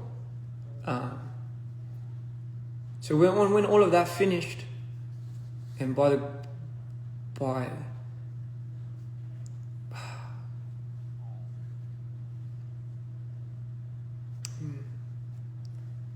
thankfully, it was a show that, you know, would save my life. No, and you gotta understand, like, it was not even the show, it was not because of the outcome of the show or whatever. It was when I went back and, you know, I wasn't gonna go to the after party, I was just gonna end it there. Like, you know what, this is it. I finished it. I did my job. I'm not good anymore. I'm going. And for some reason, I felt like I had to go to the after party, and that's when I saw everybody celebrating and everybody like crying and you know, feeling like they've overcome something so big that it was so inspiring, and I was so in awe when I was seeing this, and I was like, wow. So this is what it was. Like, this was the energy. Like, this is why it was so important for us to do this. Like, this is why it was so important. It was so necessary, sorry. And that's what I took from it. And then I met, and from the darkest era of my life, where I thought there was no coming back, where my idea and image of people were just so vaguely just distorted, I started meeting these people that I had in my life back in my time. You know, some of which you might know, you know, like Ryu, Jono, Josh. Like, first it was Ryu and his wife Sarah. And you know, like, that's when I truly believed there was a God, because how could there not be? Like, if we're suffering like this, if I'm suffering and I'm not even allowed to acknowledge my suffering, like, what good is it? Like, what is the good that really comes from it? The good that comes from my heart. What does it all fucking mean at the end of the day? And you know, like these guys that I met during that journey just helped pull me together. I don't know what it was. It wasn't even anything that they said. It was just something that they just brought with them. And just like that, I just went back to LA. Before I went back to LA, I remember putting some of the boys into the room. I'm sure you guys remember what I said. I said, give me something real. Otherwise, you can't leave the door. I was just give me fucking anything, bro. Give me anything. Anything. Just give me anything. And the fact of the matter was, no one could give me anything. Financially, emotionally, just nothing. Yeah. And that's when I knew. I was just, I don't know what to do when I go back. And this is when the talks of the masters started coming up, Tabin's masters. I hate that we have to boil it down to the value of what Tabin's masters were. But the way we built his archive, I guess you would say, Cream's involvement, my involvement, even Scott's, it wasn't very much like any other team's, I guess you could say, involvement in creating an artist. A lot of the DNA of DPR does come from the concepts that we've derived and I managed to put on from mind to paper. We have such a role to play in our elements that, you know, it's kind of like a shared property, if you were to say, amongst everyone. We missed a lot of the payments. I'm just speaking specifically, I'll speak for myself. I missed a lot of the payments. I never really got a cut of anything. So I'm just going to speak financially from now, like from this point. The only thing that we could equate value to, that I could equate value to, of what I was ever doing, was in DPR life, as much as I hate to say it. Not just me, Cream, Chunyong, but like when we heard that, you know, you were gonna you got up and left for the best reasons for yourself, obviously, and you know we support that. Like it's not something that it's not like a difficult thing for us to grasp why you needed that for yourself. But like just what we had done and what Scott disallocated that with was like hearing that he had still full masters, like he was signed over the shares, was like was just insane. Like I wasn't even in the conversation when this happened, and you see what it does to me. Like you see where this fucking. It's not about me having anything now. This is the point that everyone's missing. I couldn't give a shit less. I really couldn't care less about his masters now. I really don't give a fuck.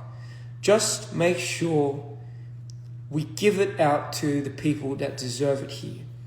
And I'll say it on this live, but I don't even need to get a cut out of that. Let's just make sure we distribute it to at least Cream or even Junior. At least the people that did something. So then we know whatever we did at least in the past, or whatever we decide to do in the future going forward, at least they have a part of something that they thought was real and it's just not completely destructed. Just that much, right? Yeah, just that much. When I heard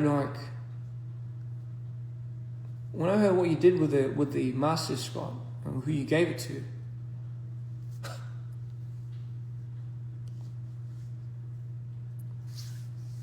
fuck, it does my head in, bro.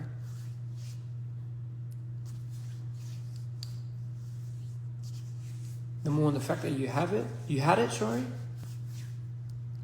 And number two, the fact that you gave that to somebody that I just fucking cannot believe that you gave it to.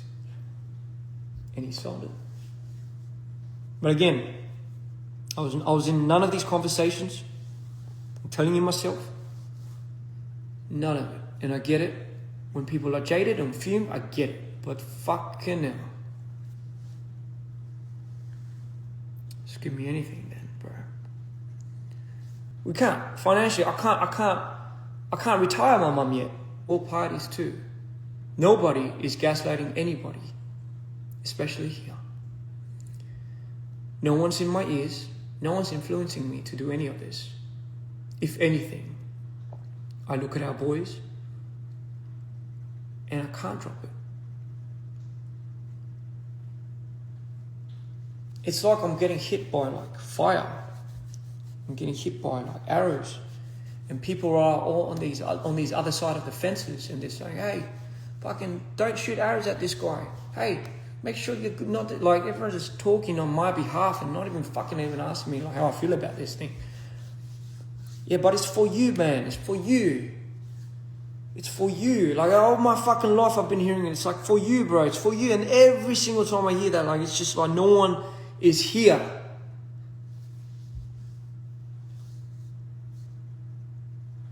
So I don't want to hear that anymore. I don't want to hear it's for you. It's for you. Don't worry, man. I'm getting this right. Don't fucking say it.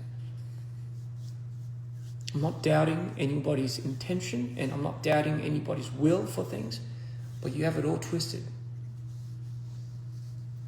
And nobody even bothers to listen anymore.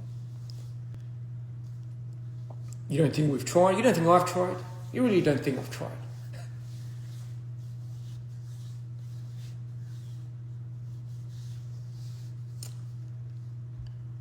So fast forward. Okay, now we're here. It's going slowly to what I'm talking about, the present. Alright, man, fuck. So, tell me then, like, during the last 3 years then, like, what had happened? When the tour ended, and when I went back to LA, I thought we were going to start all over again. I thought that was the whole plan. The contingency plan was, you can still do your own thing, but like, let's, you haven't exactly left this brand. That was the very last things we told you, like, hey, like take as much time as you need. And again, I'm always that person, I'm always that brother that will be here to fucking welcome you when I do. But I told you at a certain point in time that there must be a direction that you choose, not because I want you to choose sides, but because it's going to be hard on you. I know you remember me telling you this. Me doing this from ground up just does not make sense. Just does not make any sense. Like I'm 35 now. I don't have it in me to start from my own capital, start from ground zero. So what you ask of me, to walk away from the person that has facilitated everything, the person that has done all of this and this and this, and I told you, and this was right around roughly the time that I think you came over to tell me, and this is when I was, because bro, somebody has to take care of Kareem and Arctic and their artistry, Chunyong, somebody has to do that. Like having to go off of certain words, allegations, accusations without any fallout backup plan. Were those accusations, allegations were to be wrong, for example, without any given ground evidence, can really mean the death of a lot of people. Like you don't even fucking understand. If we don't have a contingency plan, if we don't have a backup plan, realistically, the boys and everyone are just going to be, there's going to be no place to belong. Like everything is going to fall apart. A structure, a system, like whether we hate it or not. So until, this is the one thing I told you was, and this was the period of time when I was making stuff for Do or Die, and I was helping Arctic with his music video. I was shooting it. I was doing his songs for that. And you had come over and we had talked about this. And I remember the last conversation we had with him was, bro, let's just give me hard ground evidence. Otherwise, I can't just fall on words, and you can't. And I hope no one can blame me for that because of just all the shit that I went through. And it was just, I needed something to be real, much more real, other than just like something that is just like, this was meant to be like this was meant to be like that. And for whatever reason, I was like, okay, like I'm still open to all of this, man. Like I'm still open to it. As a brother, I love this guy. Like this is just something that, again, was something I needed to make sure I had grounded. Had this give in, I would not be here. Like that is why it's so important, and this is why I'm telling you. Like I do not want to fuck around anymore with my life, me personally. Not telling everyone is doing that, but for me, like there's got to be a point in time where I just got to hold myself and just stop and just follow my intuition. So for me, I just thought, you know what, like until something until something becomes more solidifying, I can't move, I can't budge. So you know why it's such an awkward situation when the dude that I'm trusting, the dude I have to trust, and the reason why I say this is because I went through with my mum, all my attorneys, all my lawyers, and I went through a lot of the documents that, you know, you were filing and I was meant to file, and a lot of these things that could have been and would have been marks of, you know, like scum, like we just fucking auditing. That's what that's what Ronald was there for. That's what I guess your mate Matthew was there for. Ronald was my finance guy. He was in banking business for more than 8 years or something. So if anything, it wasn't like I didn't have these people that didn't know what they were doing. I had the people that were biasedly on my team that were meant to work against these type of people. So while that was happening, I'm sure like a lot of these other third parties were like drafting a scenario of their own, trying to find the means of getting this. And all this spectrum, I'm just looking at this one dude. I'm like, would this one dude, Jeff, right? This guy that got like all these things and gifts and, you know, went through the hardships with us when we were at our financial loss, stuck by everything contractually, like on paper anyway. And on paper, I don't know what we were talking about. On paper, where it matters anyway.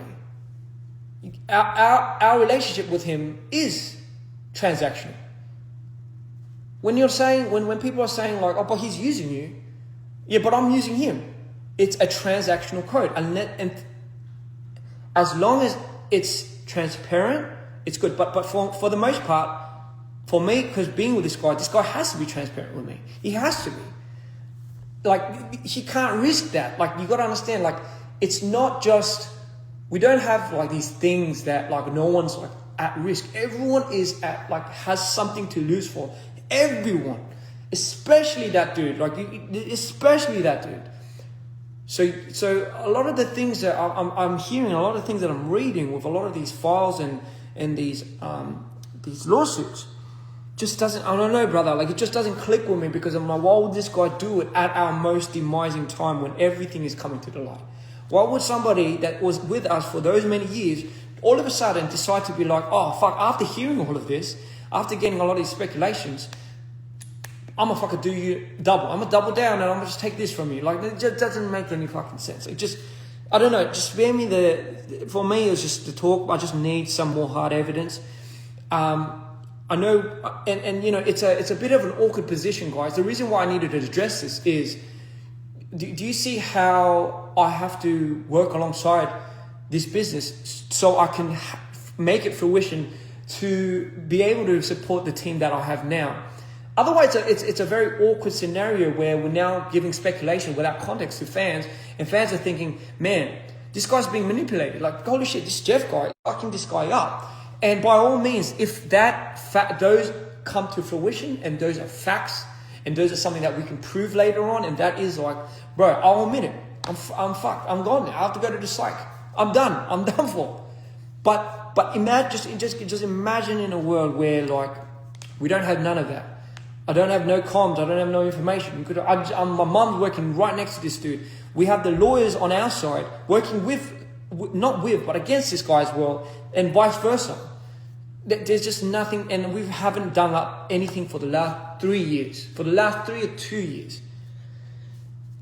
For me, it's important because when I look at Chunyoung, when I look at Arctic, when I look at Cream and Arctic, and when I look at myself, it just, over the last 2-3 years, just like you have been putting out albums of your own, they needed something that of their own. If I was to start that all from ground up and try to bring it up from nothing again, like I just don't have it in me. I can't base it. It's just too big of a thing for me to base my life on now. Like, I rather have this somehow figured out. And I just never understood. And maybe this is why I didn't understand why there was so much, why it was so hard for people to get the trademark here, to get, like, I just never understood this, because I said the dude's representing me. And then I'm like, then the people were like, no, but don't trust this dude. But I'm like, but you trust that guy. Like, you have your own man. You have your own dude. And I don't know that dude. And if anything, like, why would I trust this dude? Like, I'll trust your word. So then remember, like, that's something we said. Like, as long as it comes from our mouths, we're not going to trust anyone. And I kept that. I kept that fucking key. And I fucking went with it. And I said in our last conversation, so I'm like, listen, this is why I want to distribute it. This is the only reason why I want to distribute it. And I'm sure you remember, I was like, listen, this is, like, I don't need to take a big branch from this. I was like, man, I'm even willing to break it off with Scott, because I believe still credit is deserved where credit is due. What the fuck that means.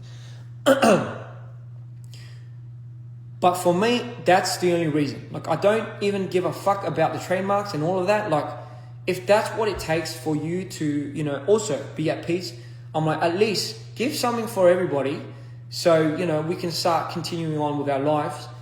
And I said, it's just, that was it. Like, I don't need to get anything from that. That was the only reason why I wanted it. I didn't want it for any other reason otherwise. Like, it just, like, because the whole trademark thing, the whole DPR thing, being able to use DPR doesn't mean shit without you guys. Like, it doesn't mean shit without the team that I thought we once were. And mind you guys, like, even our OG fans that were there from day one, you don't even know the deep and dirty of all of this. And this is why I think you guys deserve to know where this comes to play. How much some people did for this and this and this, and how much it means, like, something for somebody. Fuck, when people have a go at me, when all these fans are having a go at me for, like, losing you, for, like, being the one to having these malice judgments, for being the one to have lost you, to have gaslighted you into leaving, when I'm the only one that's fucking protecting this brand and just in the hopes of keeping it alive, I'm like, it's an awkward conversation every single time me and the team are here, and we're just looking at each other like, someone's like, hey, can we have a DPR Live feature? And I look at this guy, I'm like, no, DPR Live hasn't left yet. Like, but I don't know what's happening, because I don't know how, like, I don't know how they're going to resolve. And in the beginning, it was that resolvement, and somehow it led to me, and then somehow it led to Scott coming into the picture again, which I just didn't fucking understand. And, you know, again, and I'll, you know, and I'll go to him and I'll message him and I'll listen. I'm like, you tell me if there's something that you and Tavi knows that I don't about this Jeff guy. Because if you are keeping something from me, that's technically you are acting against me as well. You're not doing it for me. All these claims you're doing, all these fast lawsuits and everything are taking a hit on the brand.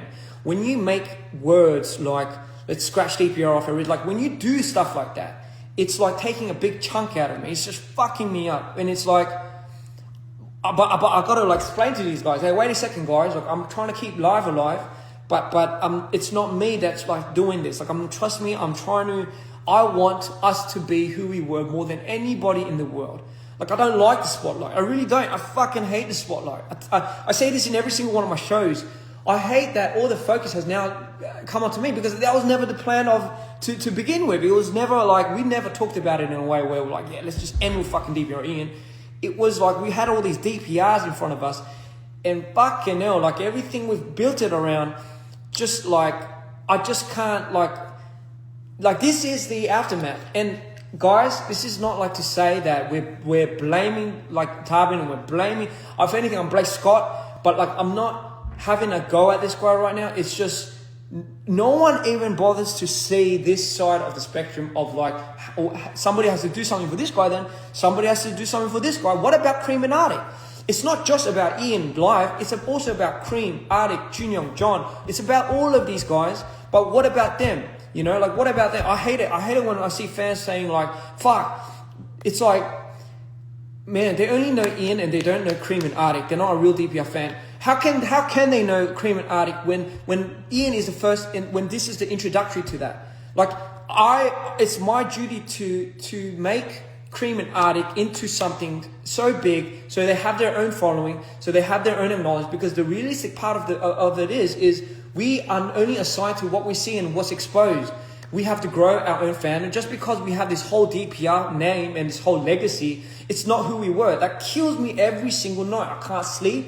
I go down and I close my eyes and I think, fuck, what have we become? And then what do I have to turn up for to my fans? Because my fans need an answer. My fans don't deserve to be in the dark. Half our fans left the minute live left. So it's just like, all right, yeah, I'm just going to pretend like nothing's happened. And now now I have to base it on people's, on words, on some type of affirmation of like, you got to get out, you got to do this, you got to do that, you got to do this. I'm just so fucking, I fucking had it. Just with people that can't even give anything to me. I just fucking had it. What do I get out of it? Like people that are saying, oh yeah,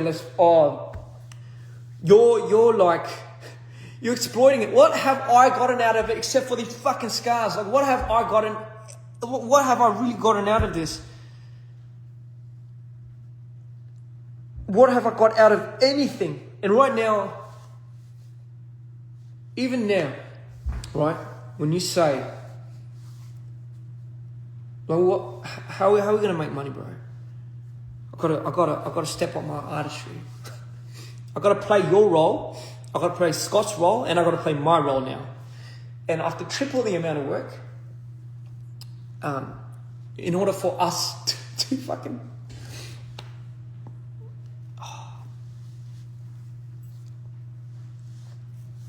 Gotta look out for my people. I can't. And for those that are like wondering what the state is like now in DPR, I mean, over the last 3 years, we did a lot of things. Like we had Arctic come out. That's a big sense. Chunyong's brand has come out. Cream and Arctic's combination, Cream solo album. You're telling me none of this, all of this, meant nothing to me, even in the prior 3 years. Like, it's like we're just kind of funneling through it. It's like, oh, yeah, let's go look beyond this, man. Look beyond it. Come on, don't be stupid. You're being facilitated again. You're being used. You're being utilized in a very unfair, uncanny way. In a very fucking, like, you're being used, bro. And when I hear that from the dudes that are just out, not even in here, it's like, man, I can't fucking comprehend this somehow. Like, I just can't. Oh, but it's for you and everything. And it's like, all right. But what about these boys? What about these guys? Like, what do we do? The last 3 years have been probably the most turmoil without you, because I sincerely miss you. I sincerely miss how we were. I sincerely miss the team and who we were before. But if things can't come to, if like nothing can come to clear, like even after 2 or 3 years, like, and you're telling me in the 2 years I wouldn't have done nothing.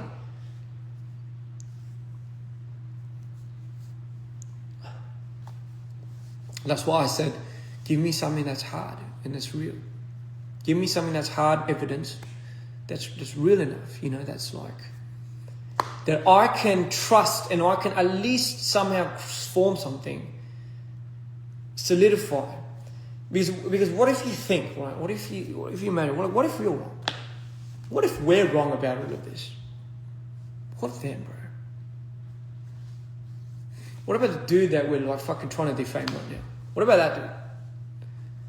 What if we're entirely wrong about this dude and then we just completely fucking obstructed this guy? What happens then? Is there no like...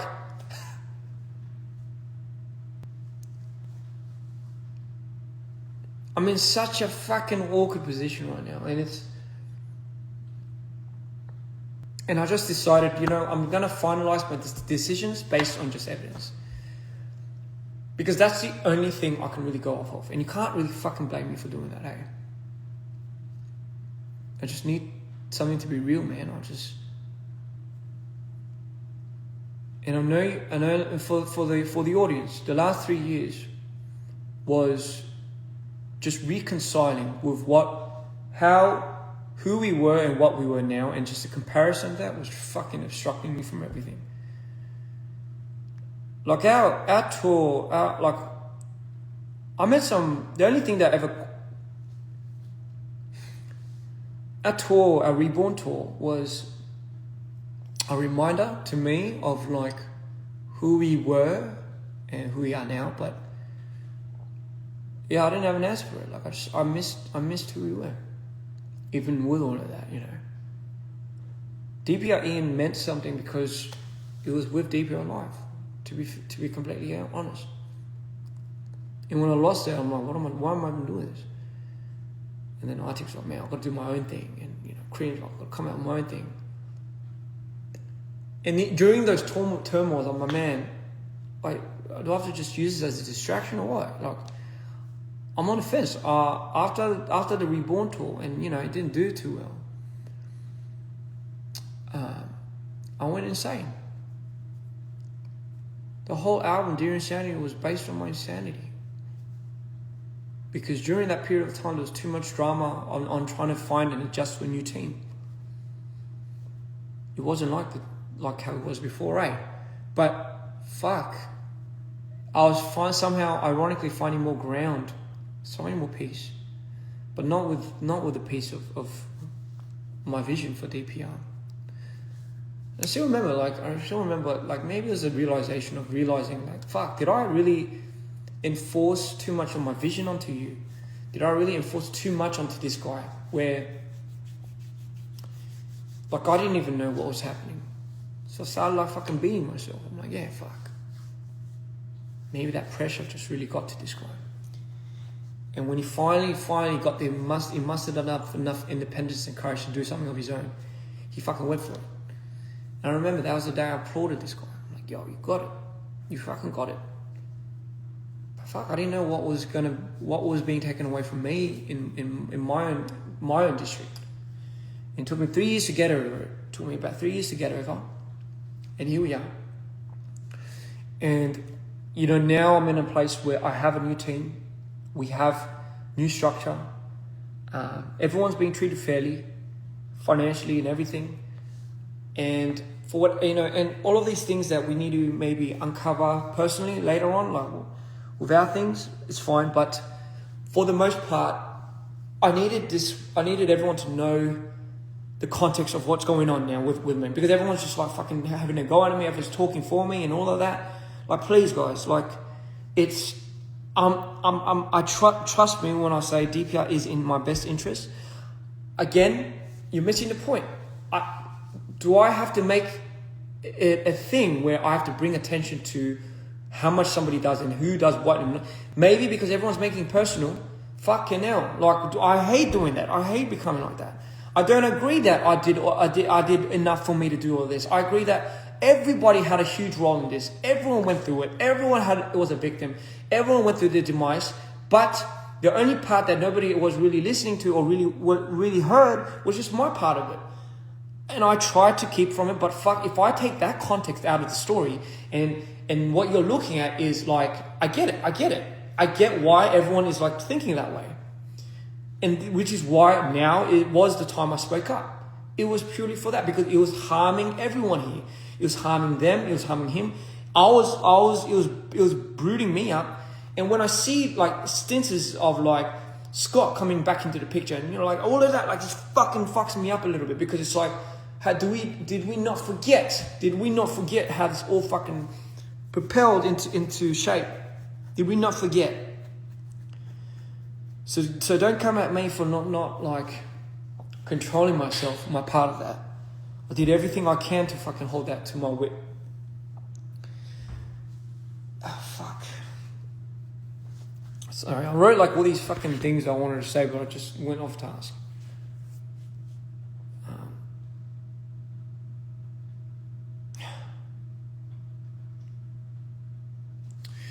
Like, you guys got to understand, there's just so many things to fall on if things don't go right on the other end. Like, if you could have more instances where you meet like another Scott. What if you meet another dude that actually fucks you up even double time? Like, what happens then? Like, there's just all these what ifs that I just can't plant my judgments on anymore, and I can't really go forward because I don't want a movement that's like saying, yo, get him out. If that should have been done, that should have been done ages ago. Give him what's his, like, again, it's not about that. Like, I don't really give a fuck about that. Just like the people that I've done it with, it's just, as long as I know you guys are solid, man, as long as you guys care, well, that's just literally what I honestly care about. Some gratification along the way, yes, it would help quite a bit. I'm always open to fair agreement, but again, nothing was really finalized by me when it came to a lot of these, like, back and forth, like who gets what, who gets this, like it. And then the fact that everyone's making it about that is what pissed me off. It's what fucking infuriated me, because it was like, bro, it was not, and it's not even about that.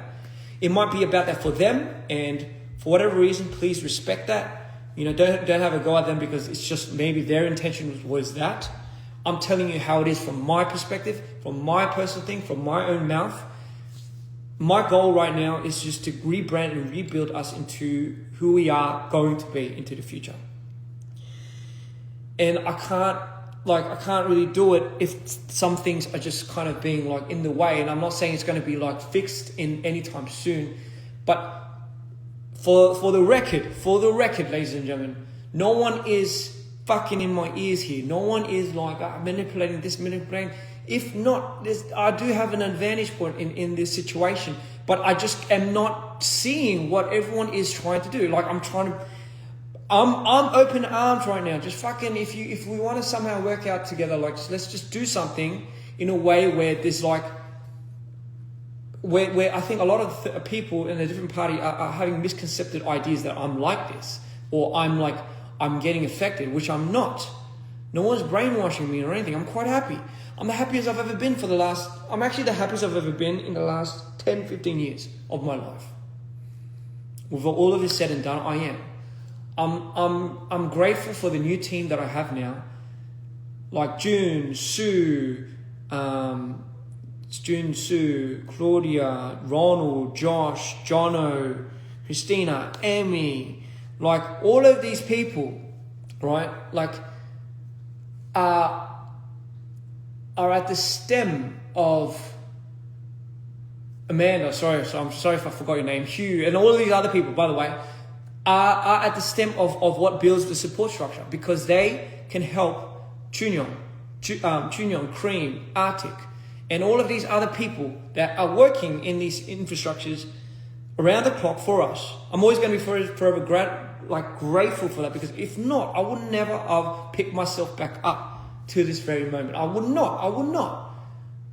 You know, like it's like we're skipping the whole prologue and we're skipping the whole narrative. We're jumping to conclusions, really. That's really all we're ever done.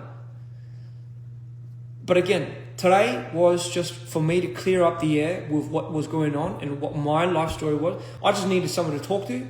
I know it's kind of sad that I have to like sit down and talk to a phone and about like all of what's really happened to me. It's kind of like, it's therapeutic, but at the same time it's not, because it's like, it's kind of, I just don't know how it really boiled down to this very moment. Because like, I hate being victimized, guys. I really do. Like, trust me, at the end of the day, I hate being so victimized. So please, like, just, save the pity party. I beg you. I'm good. All of the things that I went through was needed for me to come out on top. Were some experiences necessary than the other? No, some weren't. Some were not. But necessary. Like, I needed it. I needed it for myself. So, with that being said, I hope from all of this, we somehow find a conclusion to a lot of these things. Another thing I want to tell you guys is, for our fans, like, again, I know more than anything you guys want us to be that, right? And I apologize deep down in my heart for letting it get to the point where it got completely skewed. And I just promise you, my best interest is what I do, even for life, right? Like what I want to do for us in the future. Like it's not like I haven't given up. I was about to, but I haven't. And I'm willing to step up again. I'm willing to find a way into this life. I'm really willing to step up again and continue this and really figure things out and work up, because at the end of the day, we deserve it. I deserve it. Our fans deserve it. And it's something that we can do. We can come out from these fucking ashes. And if I was somebody that gave up, what would I be representing as well, personally, to my fans? Like, my fans, I know, struggle to a certain extent with their own problems. I just didn't want to be the voice of somebody that was like the result of their, I guess you could say, their demise. And I did not want to give that a go. I didn't want to give a go of me losing. And, you know, it was a saying that I've learned from all of this. It's like, if you want to show a person who you are, then don't show the person who you think they need. And that was something that was what really got to me, and that's something I've learned. Again, a lot of all these things that I've ever talked about was because we had our own choices. We should hold ourselves own accountability for whatever we decide to do going forward, and whatever we did in the past. Let bygones be bygones, but at least know this. And again, for our fans, thank you for always supporting us. Thank you for supporting Tarbin. Thank you for supporting even like, I don't know if you're like, but just thank you for supporting everyone in general. That's what we want. Like, we don't want it to be like this whole war thing, right? And here's another note to add to that. Some people can like some people for a different reason, right? Like, you should never ever bash somebody for liking somebody for a completely different to yours, whether it be more in depth or whether it be shallow or not. Let somebody like somebody for their own reason. It's like a banana, right? Like, we look at a banana and somebody might be like, I like the texture of the banana. I like the way it looks. I like the yellow going to a bit of the brown spots. I love that, you know, that's what appeals to me. Somebody could be like, yeah, but I love the taste of the banana, right? But we shouldn't be at war with the one same fucking banana that we like, right? The banana would just be looking at you and be like, hey, I just want you guys to all enjoy it in your own rightful way. Because everyone has to be innately being able to experience their own experiences in their own way without being judged by it. It's just not fair, guys. It doesn't make you more or less of a person. It doesn't make you more DPR, less DPR. I say this to my team all the time. Just because you're here for a short time and he's here for a long time does not make you any less DPR than she or he is. You know, it's like how the more you know, the more you don't. You know, like, I know, and plus, trust me, I adore that we have like this huge pride and this huge thing of who we are. And because that's being so obscured, we reminisce about these nostalgic times, like, fuck, I miss when DPR was like that. I miss when DPR was like that. Trust me, I'm the one to do that the most out of everybody.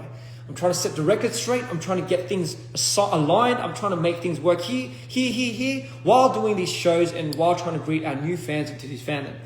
But let's not shoo them away. Let's, if anything, let's be respectful. Let's be insightful. Let's teach them.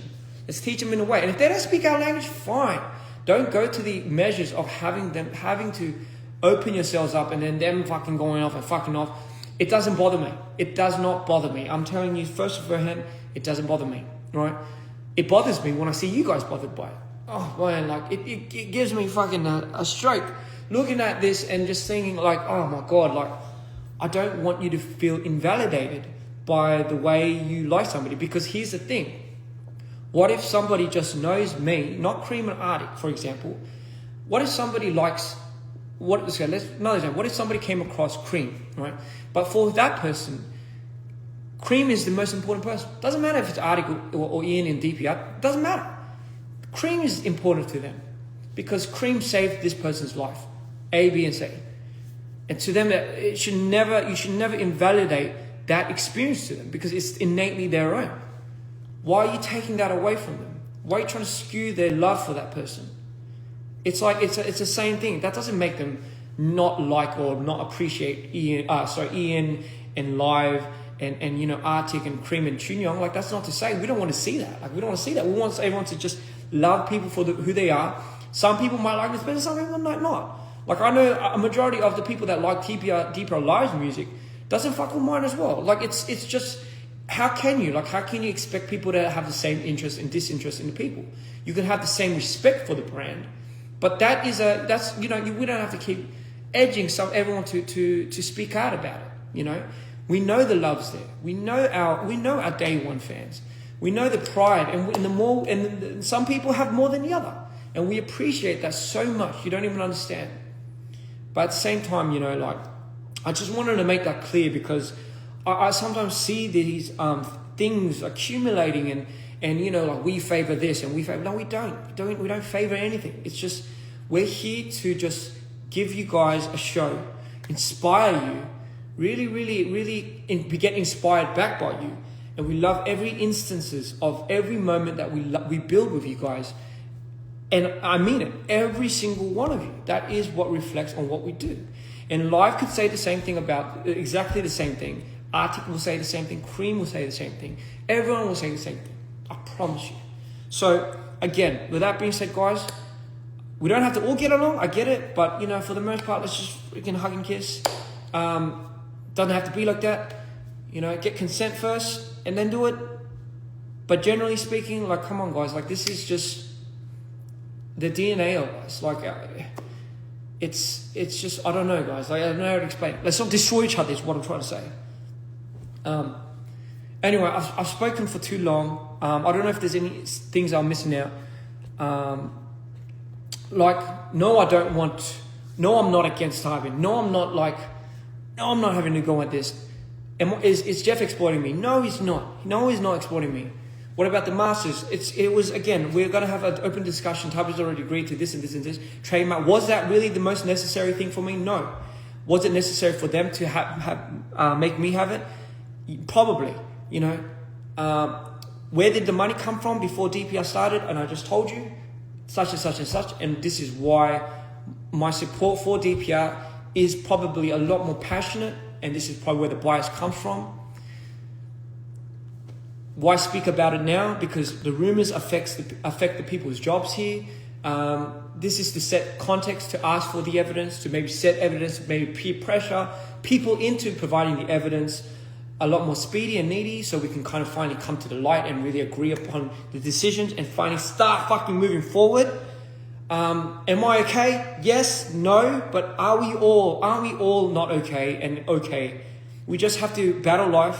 We just have to get back up, just kind of brute force through it, because at the end of the day, it's worth it.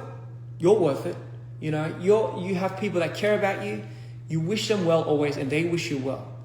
I just have to be more attuned to it.